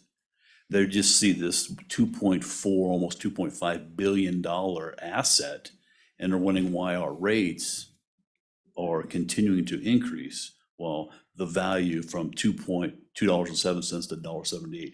That's the optics I'm trying to get my hands around. Representative, is there a question in there? There is. Are more people taking advantage of the discounts? Would that contribute towards the decrease in per employee? Mr. Wolf? Mr. Chairman, Representative Conrad,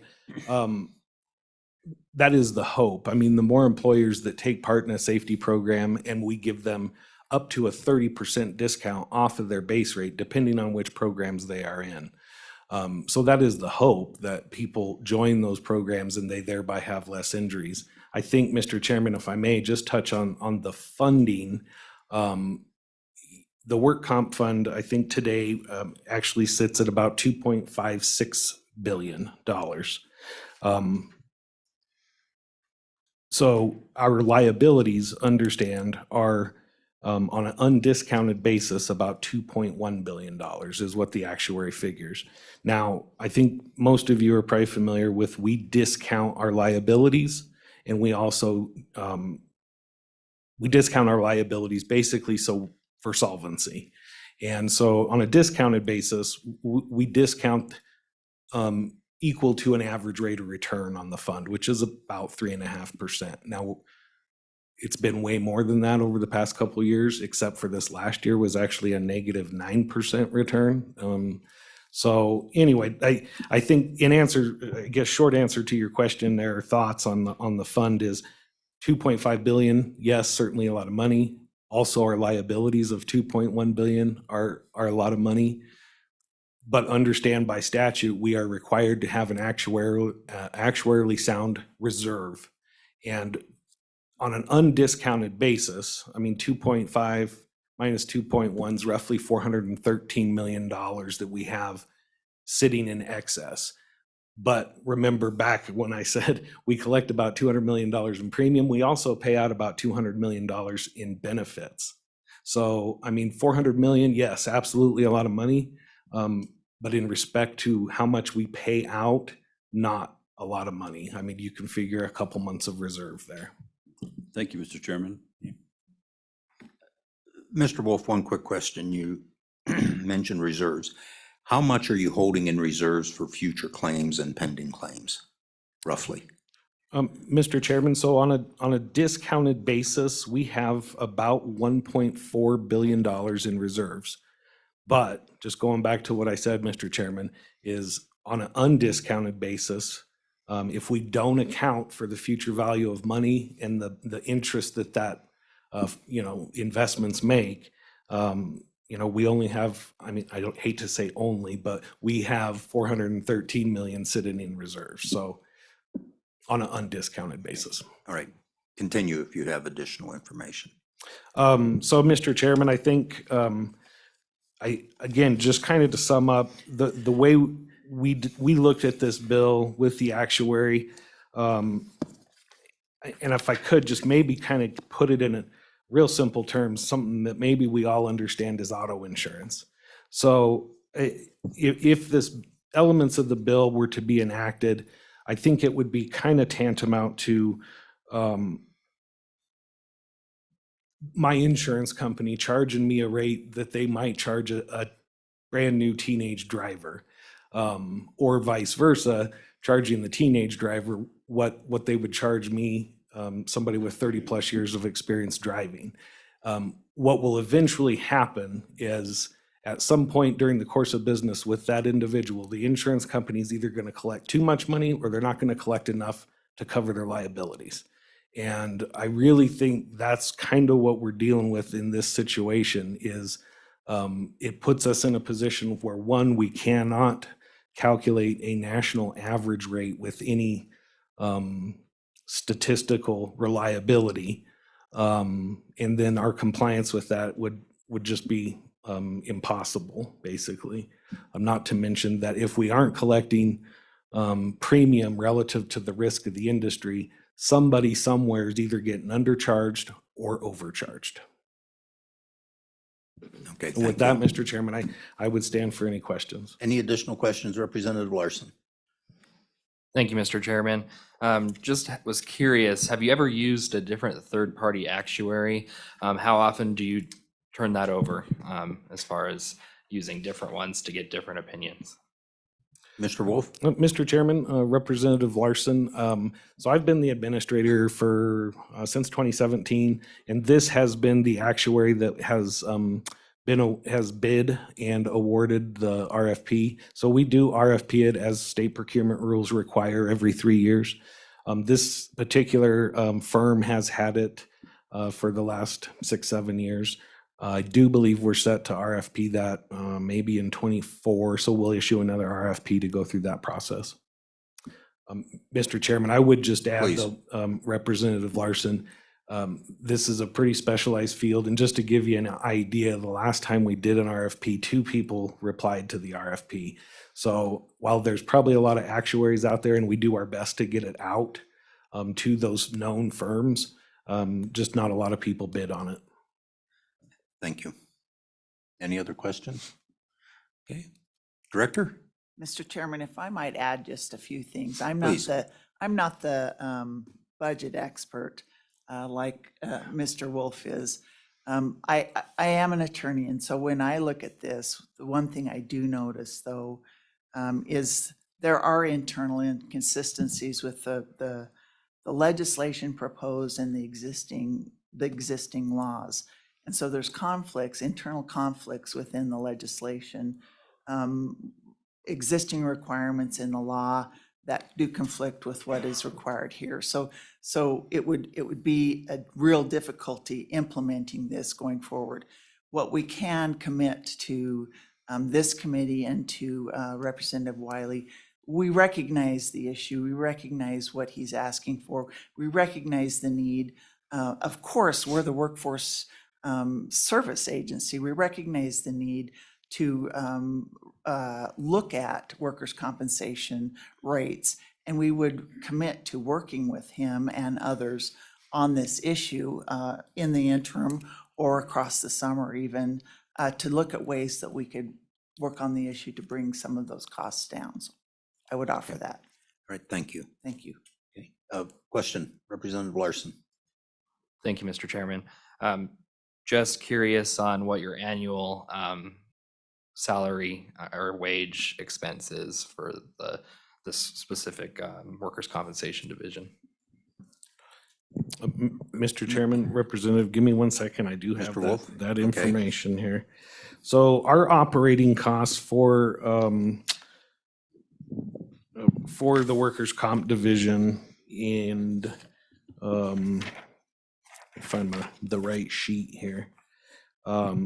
So I think for salaries, we are roughly about 2 million to 2.2 million for salaries. Then we employ, I think, approximately 170 people in the division. Follow up? And then just what are your total overall operating costs? Mr. Chairman, Representative, total overall operating costs, and this would include things, including salaries. It also includes contested case hearings. When somebody objects to one of our denials, they have the opportunity to go through a contested case, understand that the law requires we pay their attorney fees, court fees, et cetera. So it also includes fraud investigation fees, all sorts of things. But in answer to your question, roughly about 25 million annually is our operating costs. Okay. Representative Western. Mr. Chairman, thank you. So about $23 million of your operating costs is going to non-wage expenses. You said, obviously, there's, someone appealing a case, those kind of things. Could you maybe break that down a little further? Mr. Chairman. Mr. Wolf, we'll go with this question, but we need to stay pretty much on what's in the bill. So please. Mr. Chairman, I'm sorry, I kind of didn't hear your question, Representative Western. Just saying, so maybe you could break down a little bit, just that additional 23 million that's not wage related. Mr. Sure. Wolf. Mr. Chairman, Representative Western, and I misspoke. So just to back up to Representative Larson's, our operating costs are actually about 22.7 million annually. And so to Representative Western's question, Mr. Chairman, give me just a second, I gotta flip this over.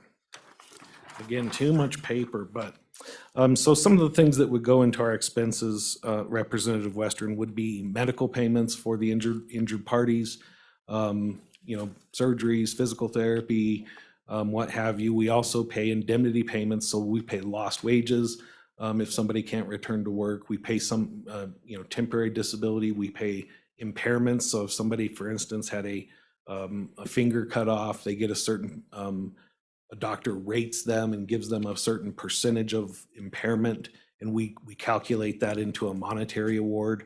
And we pay death benefits, we pay permanent total disability if someone's flat unable to go back to work because of an injury. So that accounts for the bulk of our costs. We pay, again, in fraud and legal fees, approximately about $4.1 million annually. So, and then salaries, again, make up probably a good chunk of that, so. Other questions? Okay, thank you very much. Just hang with us. We may have more. So, thank you. With that, I'll open it to public comment. However, I'd like a show of hands of how many people would like to speak on this, please. And don't be bashful. If you want to speak, raise your hand, because I have to be conscious of the time. We have to work this bill. I don't think we're going to get to the third bill on our list today. So, all right, how many do we have again, please? Okay, 4 or 5. Okay. I'm going to ask you if you can limit your testimony to, let's say, 5 minutes. Does that work for everyone? Okay, I see a lot of heads nodding. Thank you. So, first one, come on down. Good morning, Mr. Chairman, members of the committee. My name is Tammy Johnson, and I'm the Executive Director for Wyoming AFL-CIO. We represent over 7,000 workers in the state, and then I advocate on behalf of workers and workers' rights for all workers in Wyoming. Okay, so proceed, Ms. Johnson. Thank you, Mr. Chairman. The legislature, I know many of you are new to the committee, and the legislature decides what is categorized as an extra hazardous. It's in the Constitution that all extra hazardous jobs have to be part of the state workers' comp system, but you guys decide what what jobs fit into that category. So we discussed retail a minute ago, and Mr. Wolf, who has, I have to tell you, the workers' comp division, Workforce Services is amazingly helpful. They're wonderful. He talked about the retail, if they could be included in the plan, that might help lower some of the costs, and that's something that we have felt is really important too. And the reason I like this bill is because if the premiums were lower for the employers, then maybe more employers would join in to our state compensation system. Workers who are not covered in the state workers' comp system, if their employer opts to get private insurance through a third party, then it is up to the worker to pursue the claim fully. So if a worker at a large retail store gets injured moving a box and they say, I can't work now, if they were in the state workers' comp system, they would get some medical coverage, they would get lost wages, they would get all these things. But the workers who are not in the state workers' comp system, they go to their employer and say, I'm hurt, and they have to prove that they have to get an attorney, basically. So their fees are exponential. And you can imagine if you're working on a retail worker salary, you're just not going to go after it. So you're going to go, I guess either I lose my job or I work injured. So that's why I think it would be really important to pursue a method of allowing more employers to join the workers' comp plan. If this is the answer, I'm all for it. If there's another answer, I'm happy to pursue that. Representative Burkhart, or Chairman Burkhart, you asked a question earlier about the rate of injury. Wyoming is #1 in on-the-job death rates. We have a death rate 4 times the national average.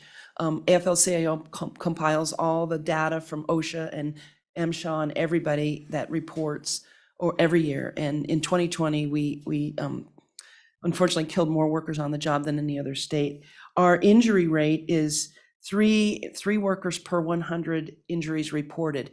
They don't rank these. The national average is, our injury rate is 2.7 and the national average is 2.7 and ours is 3.0 per 100 workers. And they don't average that. They don't rank that because about 60% of the injuries on the job are not reported. So they just don't have good solid statistics on that. But that gives you a sense for where we are with on the job injuries.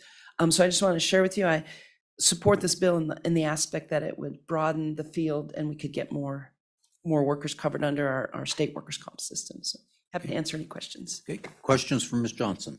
Any questions? Thank you. Thank you, Ms. sir. I Johnson. hope I hit the 5. Okay. Next.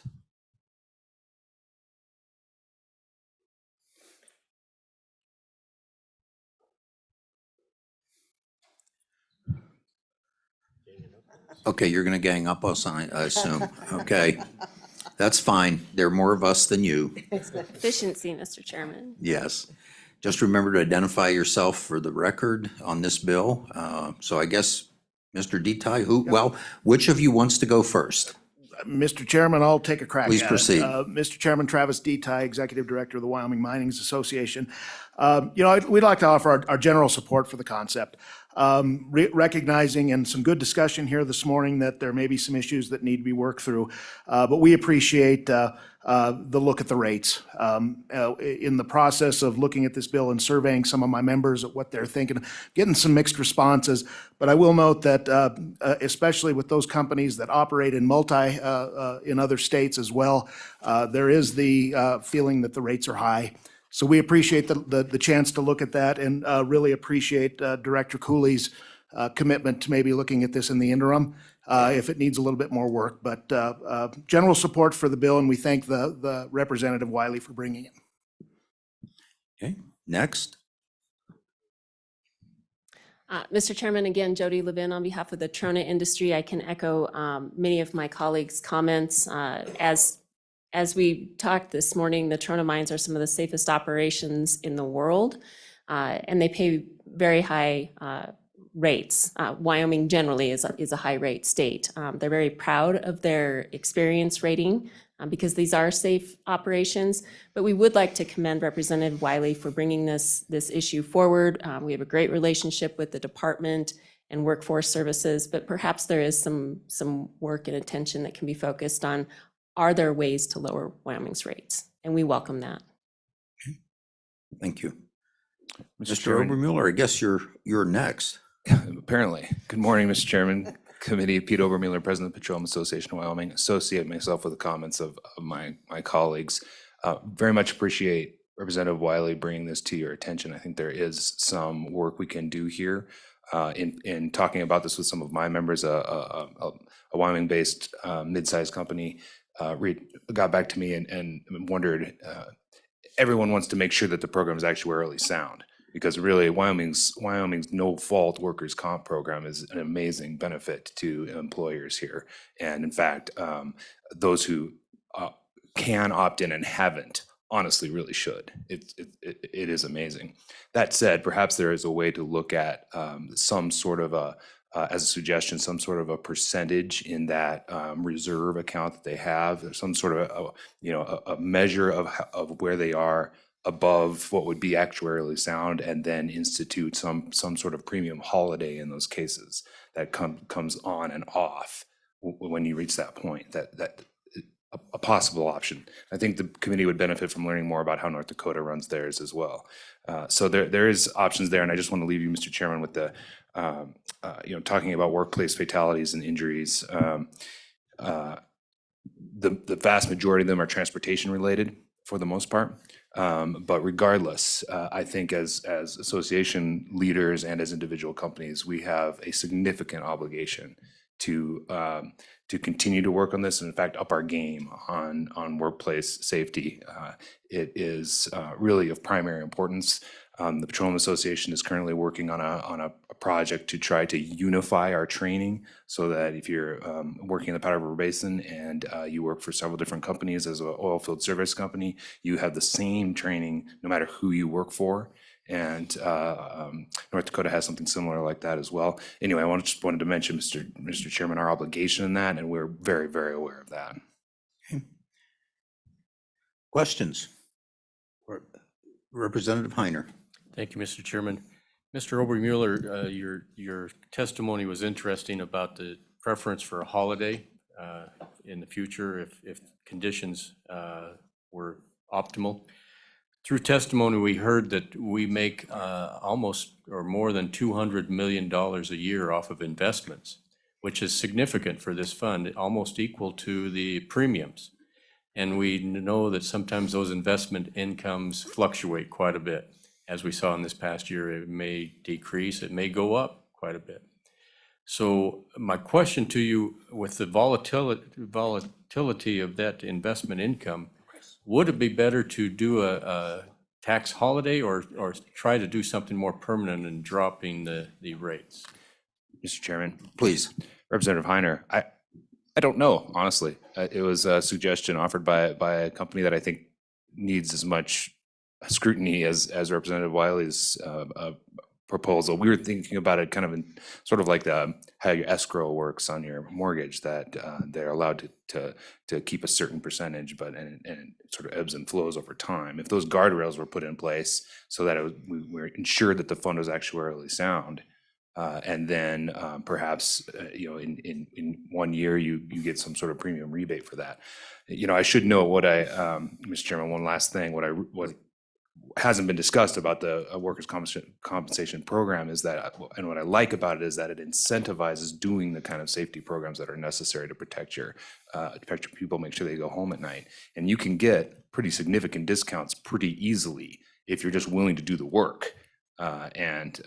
So that's part of it. Is I don't really know, and maybe Mr. Wolf could say how many people do take part in those discount programs, but I suspect it's not as many as it should be. Other questions? Other questions? Okay, thank you. So was there someone else in the room? I thought I saw one more hand. Pete, come on down.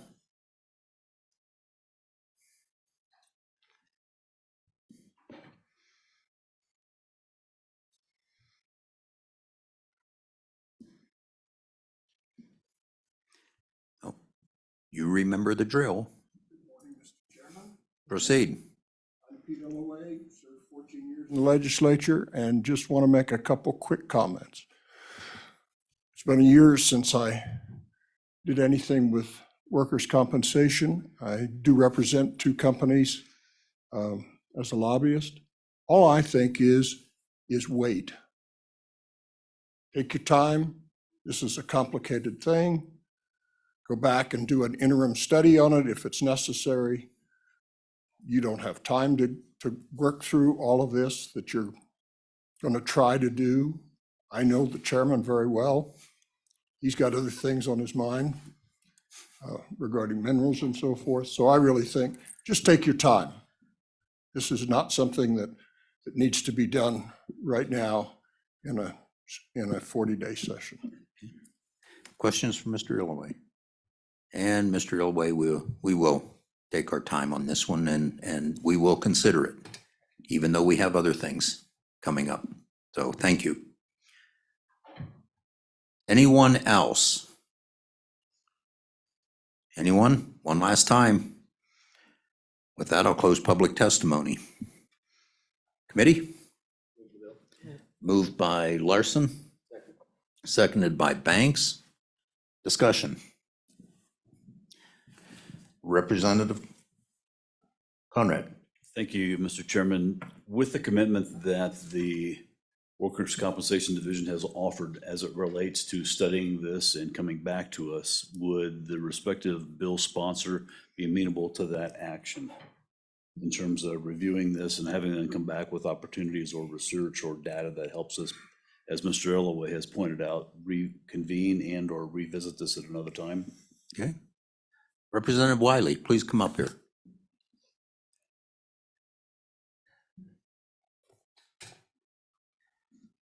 Chairman Burkhart, Representative Conrad, yes, absolutely. If we want to go into interim with this and work on it, as long as we address the issue, I am comfortable with that, and I'm happy to work with the department. Okay, thank you. Thank you. Representative Larson. Just thank you, Chairman Burkhart. Just wanted to say a few comments. I mean,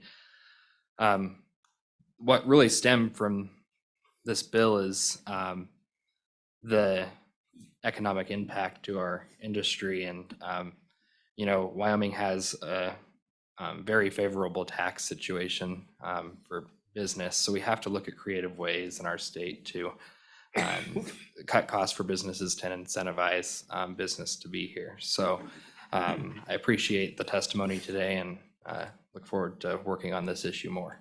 Okay, thank you. Representative Wiley. I do want to commend Representative Wiley for raising the red flag on this. I think there are some economic implications, and I think it's good to look at it.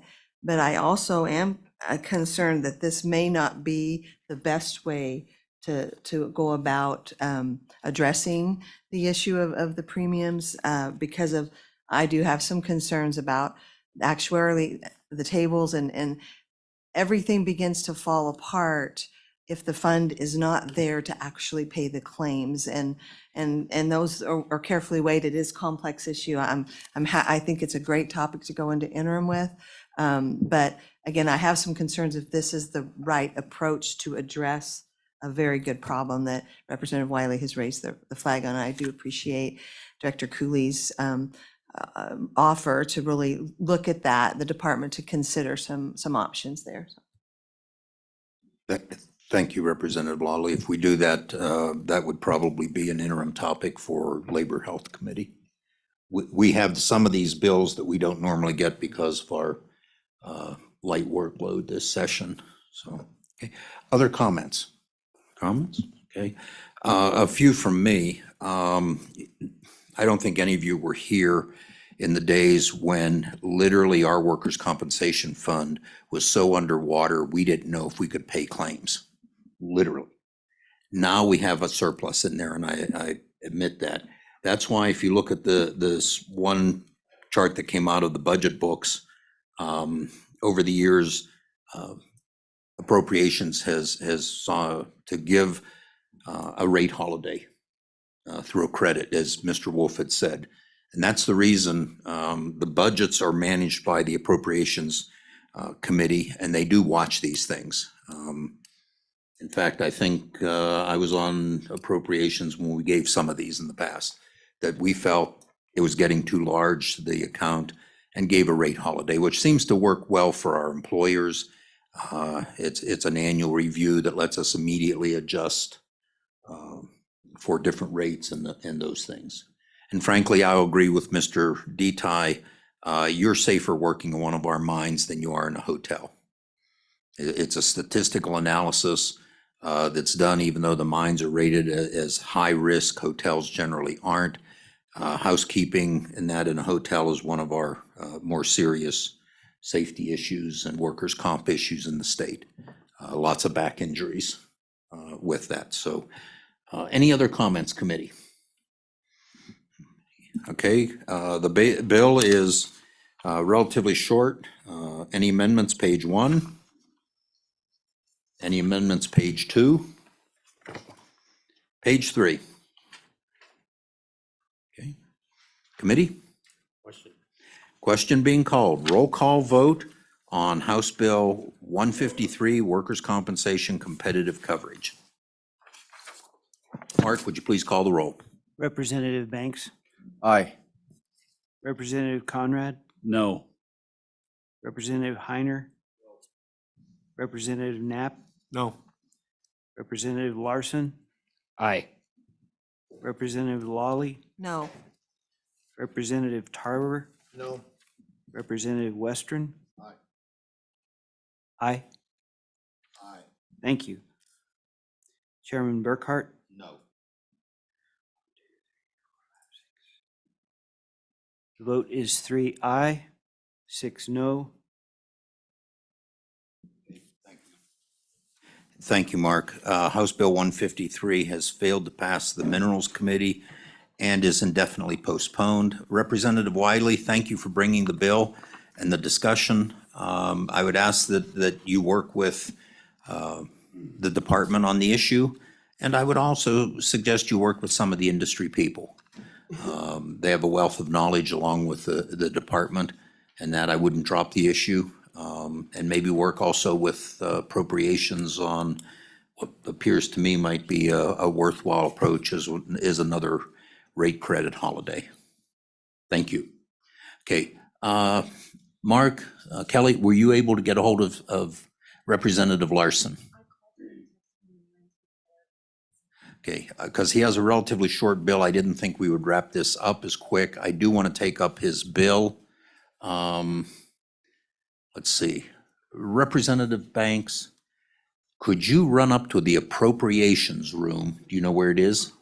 301, and ask Representative Larson to come down and present his bill. This is a relatively quick bill. We do have Department of Fire Prevention, Electrical Safety here, and I would like to close it. I apologize, I didn't think we would be this quick. So we'll stand at ease for about 5 minutes.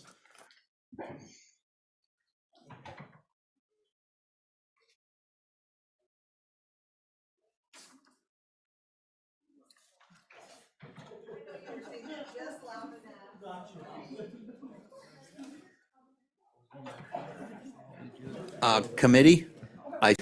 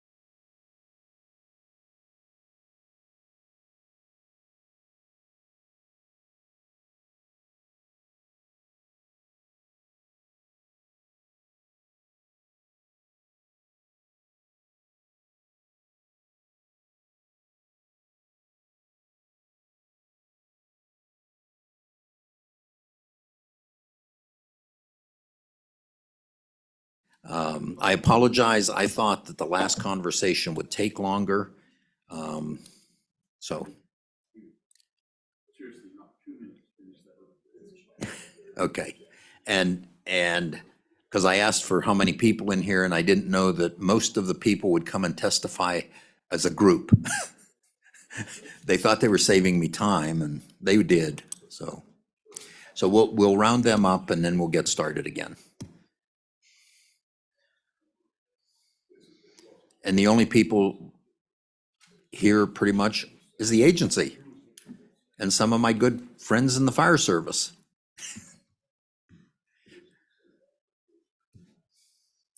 So, does anyone know where Representative Western got to? You know, you turn him loose and you never see him again.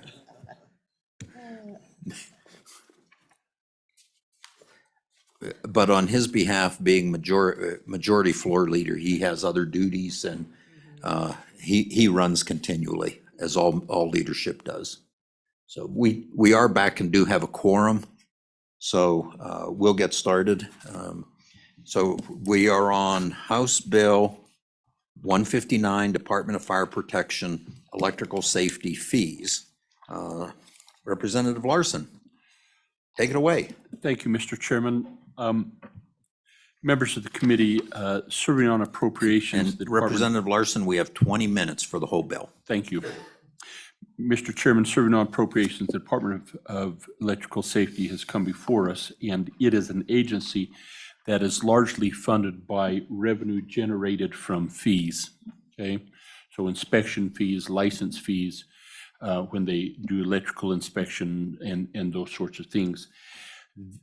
we questioned them last year that their projected revenue for fees was not going to be sufficient to sustain their budget, I think, in 2 more years. They came back with a proposal last year that just had it was a little loose, and it just didn't pass the muster as it was structured. Over the interim, the director has worked to really make this easier to understand, and so we're adjusting several things in their fees and in their what they're allowed to do in this bill. The last time these fees were changed were 15 years ago, and the burn rate on the fund, the special revenue fund, you'll see this in budget, is in a couple of years, in the 27-28 thing. They base the fees, as we get into the fees, they base the fees on kind of an average on the inspection fees for states around us, okay? So most of you, I'm going to guess, have probably had to have an electrical inspection or dealt with people who do those and know of their licensure and have a little bit of understanding kind of what we're talking about here. There is one component, if we could go to the page 2 on the bill. One of the things that we do change right there at line 2 and 3 is the 1997 Uniform Building Code, which is in statute, isn't used anymore. So remember that, we talked about that. And so we're just saying that this section, the amount established by rule by the department, as we do in our other agencies. And then another little cleanup was down there in subsection Q, that it just says the international code, but it didn't say what international code, so we include International Building Code. There were some Representative, may I interrupt you Yes, for just please. a moment, please?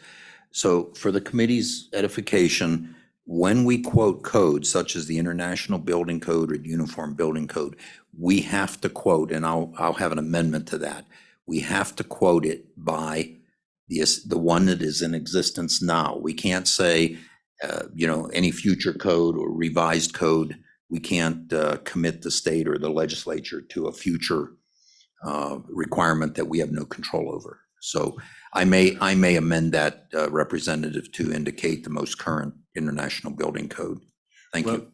And Mr. Chairman, I would just suggest that maybe we do that in committee of the whole, give us time to get with the agency, because I know Okay. that sometimes municipalities and whatever will run maybe not at the most current one, but we just need to make sure it's the right one. That's fine. Yeah.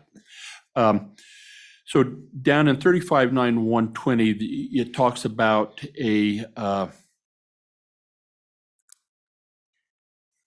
wiring permit and then an electrical inspection. And it says that it was waived for anybody requesting electrical inspection. And there was a lot of confusion. And what we say is that we changed the language from waive to include. So an electrical wiring permit is included. So as a resident, you're applying for an inspection, electrical inspection, your wiring code that would be included in that, or your wiring permit would be included in that. So then we come over to the fee increases, and we increase that. I'll just let you look at that and answer questions. I will again just say that we brought those up. They have not been increased for a period of for 15 years, and so we brought them up, somewhat addressing inflation and what we see neighboring states doing. And then on starting on page 4, we go into the licensure portion of that and bring those up. And again, then these fees are actually split. The revenue generated off these fees are split. 60% go to fund this agency and 40% come back into the general fund. Okay. Questions for Representative Larson? Representative Heiner. Thank you, Mr. Chairman. Representative Larson, thank you for this bill. A little clarification. In section, well, it references the 1997 Uniform Building Code and adjusted for inflation. So the fees should be, according to the UBC, with inflation adjustments. So you said that it hasn't increased in 15 years. So were we not adjusting for inflation over those past 15 years? Representative? Oh, slow and right over the plate, thank you. That's known as a softball. Representative, go ahead. Thank you. And so this, as we currently have it, in statute requires any adjustment to come before the legislature. So in this new language, we allow them to adjust that for inflation without having to come back and get it passed by us. Follow up. Thank you, Mr. Chairman. Representative Larson, with that fee increase, it says on page 2 that fees collected go to the general fund, but at the end you mentioned that 60% goes one way and 40% to another way. Could you clarify that for me, please? I can. Representative? I can, Mr. Chairman and Representative Heiner. All fees generated go to the general fund. You know, bottom line, they go to the general fund. We've then when they come to general fund, these are then attributed to their special revenue account, that 40%. Other questions? So Representative, I do have one. Oh, Representative Western, do you have one? No, okay. So Representative, some of these fees increased by more than double. And I just quickly looked on page 3, the very first one, residential unit inspection went from $20 to $50 and from 50 cents per amp to $1.10. In over 15 years, is that keeping up with inflation, or are we ahead, or we just picked a round number? Again, Mr. Chairman, and I'll let the agency or those who are here testify a little more on that. My understanding in their proposal was, I don't know that it fully captures inflation, but it keeps us somewhat without being excessive compared to neighboring states. Okay, thank you. Any other questions? Okay, Representative, just hang with us. So with that, I'll open public comment. I see no other legislators in the room. Nobody from the governor's office. Agency. Good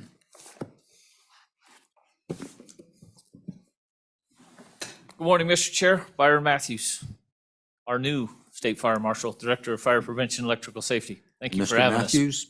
Matthews, congratulations. Thank you, sir. You have big shoes to fill. A very big shoes to fill. Very big shoes to fill. Appreciate the Your staff is representative. chuckling. Yeah, yes, they are. Please proceed. Thank you, sir. Mr. Chairman, to speak quickly on the your friendly amendment discussing the current edition of the International Building Code, that would be absolutely acceptable. That would meet the jurisdictions because by statute, they are obligated to be on the same playing field, same code that the agency is, all by statute. To speak, Mr. Chair, to speak quickly to the fees going from 20 to 50 or to the 110, those numbers are our staff has compiled that. We are lower than our surrounding states, but that brings us in line with those states. So still below, but giving us the opportunity as we talk about that, you know, some of these fees haven't been looked at 97, 99. Obviously, the price of fuel, the price of our good quality staff that's out there have all increased. So those fees will give us the opportunity as we move forward to offset those and continue to provide that level of service. With that, I won't tie up any more time short of questions, sir. Representative Heiner. Thank you, Mr. Chairman. Mr. Matthews, could you explain why we haven't adjusted for inflation over the past 15 years, even though it has been in statute that you could do that? I think the biggest challenge, Mr. Chair, excuse me. Sorry. Fire Marshal Matthews. Thank you, And sir. that is your official title, just for the committee, State Fire Marshal. Thank you, sir. Mr. Chair, through you to Representative Heiner. The challenge has become the agency didn't necessarily move that legislation forward and come to this body for approvals. By adjusting it by rule now, we would have the opportunity to look at that annually, and it wouldn't be so catastrophic when we make these changes. So we would keep up with industry and have that ability. Okay, other questions for the State Fire Marshal? No? Okay. Fire Marshal, please hang with us. Yes, sir. Any other public comment? Mr. Applegate, come on down.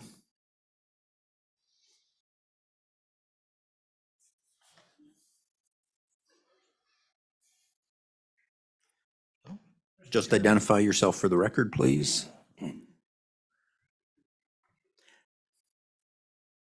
Mr. Chairman, I'm Lanny Applegate. I am representing the Wyoming Fire Chiefs Association. Also, my comments would be as a past director / Wyoming State Fire Marshal for 10 years. And my comments would be, there's no question these fees need to be increased. And in fact, they should have been done a number of years ago when inflation was raising. I have reached out, and I know you don't like third-party testimony, and so I don't take that for what it's worth, what I'm about to say, but I've reached out here in the last few days when I've seen this bill, talked to some electricians that I used to be familiar with, talked to some of the state electrical board members, and got their comment on there. And one individual in the central part of the state, he's a master electrician, he's also on the state board, said, I am licensed as a master in 10 different states plus, and he says Wyoming is considerably lower than any of the others, and it's about time we raise the fees. He says, I support it, and my boss, who I work for, the contractor, supports it, but like I say, that's third-party conversation, and it doesn't mean anything, but the 60%, it barely, years ago, it used to fund 2 positions in electrical inspectors in that agency. Now they're trying to fund more than that with the same amount of fees. It don't work. So there is an importance to raise these fees more realistically. So I would encourage the passing of this bill as proposed. Questions? Questions for Mr. Applegate? No? Thank you, Mr. Chairman. You bet. Thank you. Mr. Chairman, my name is Shad Cooper. I'm a fire chief for Sublette County Unified Fire and here on behalf of the Wyoming Fire Chiefs Association and Wyoming Rural Firefighters.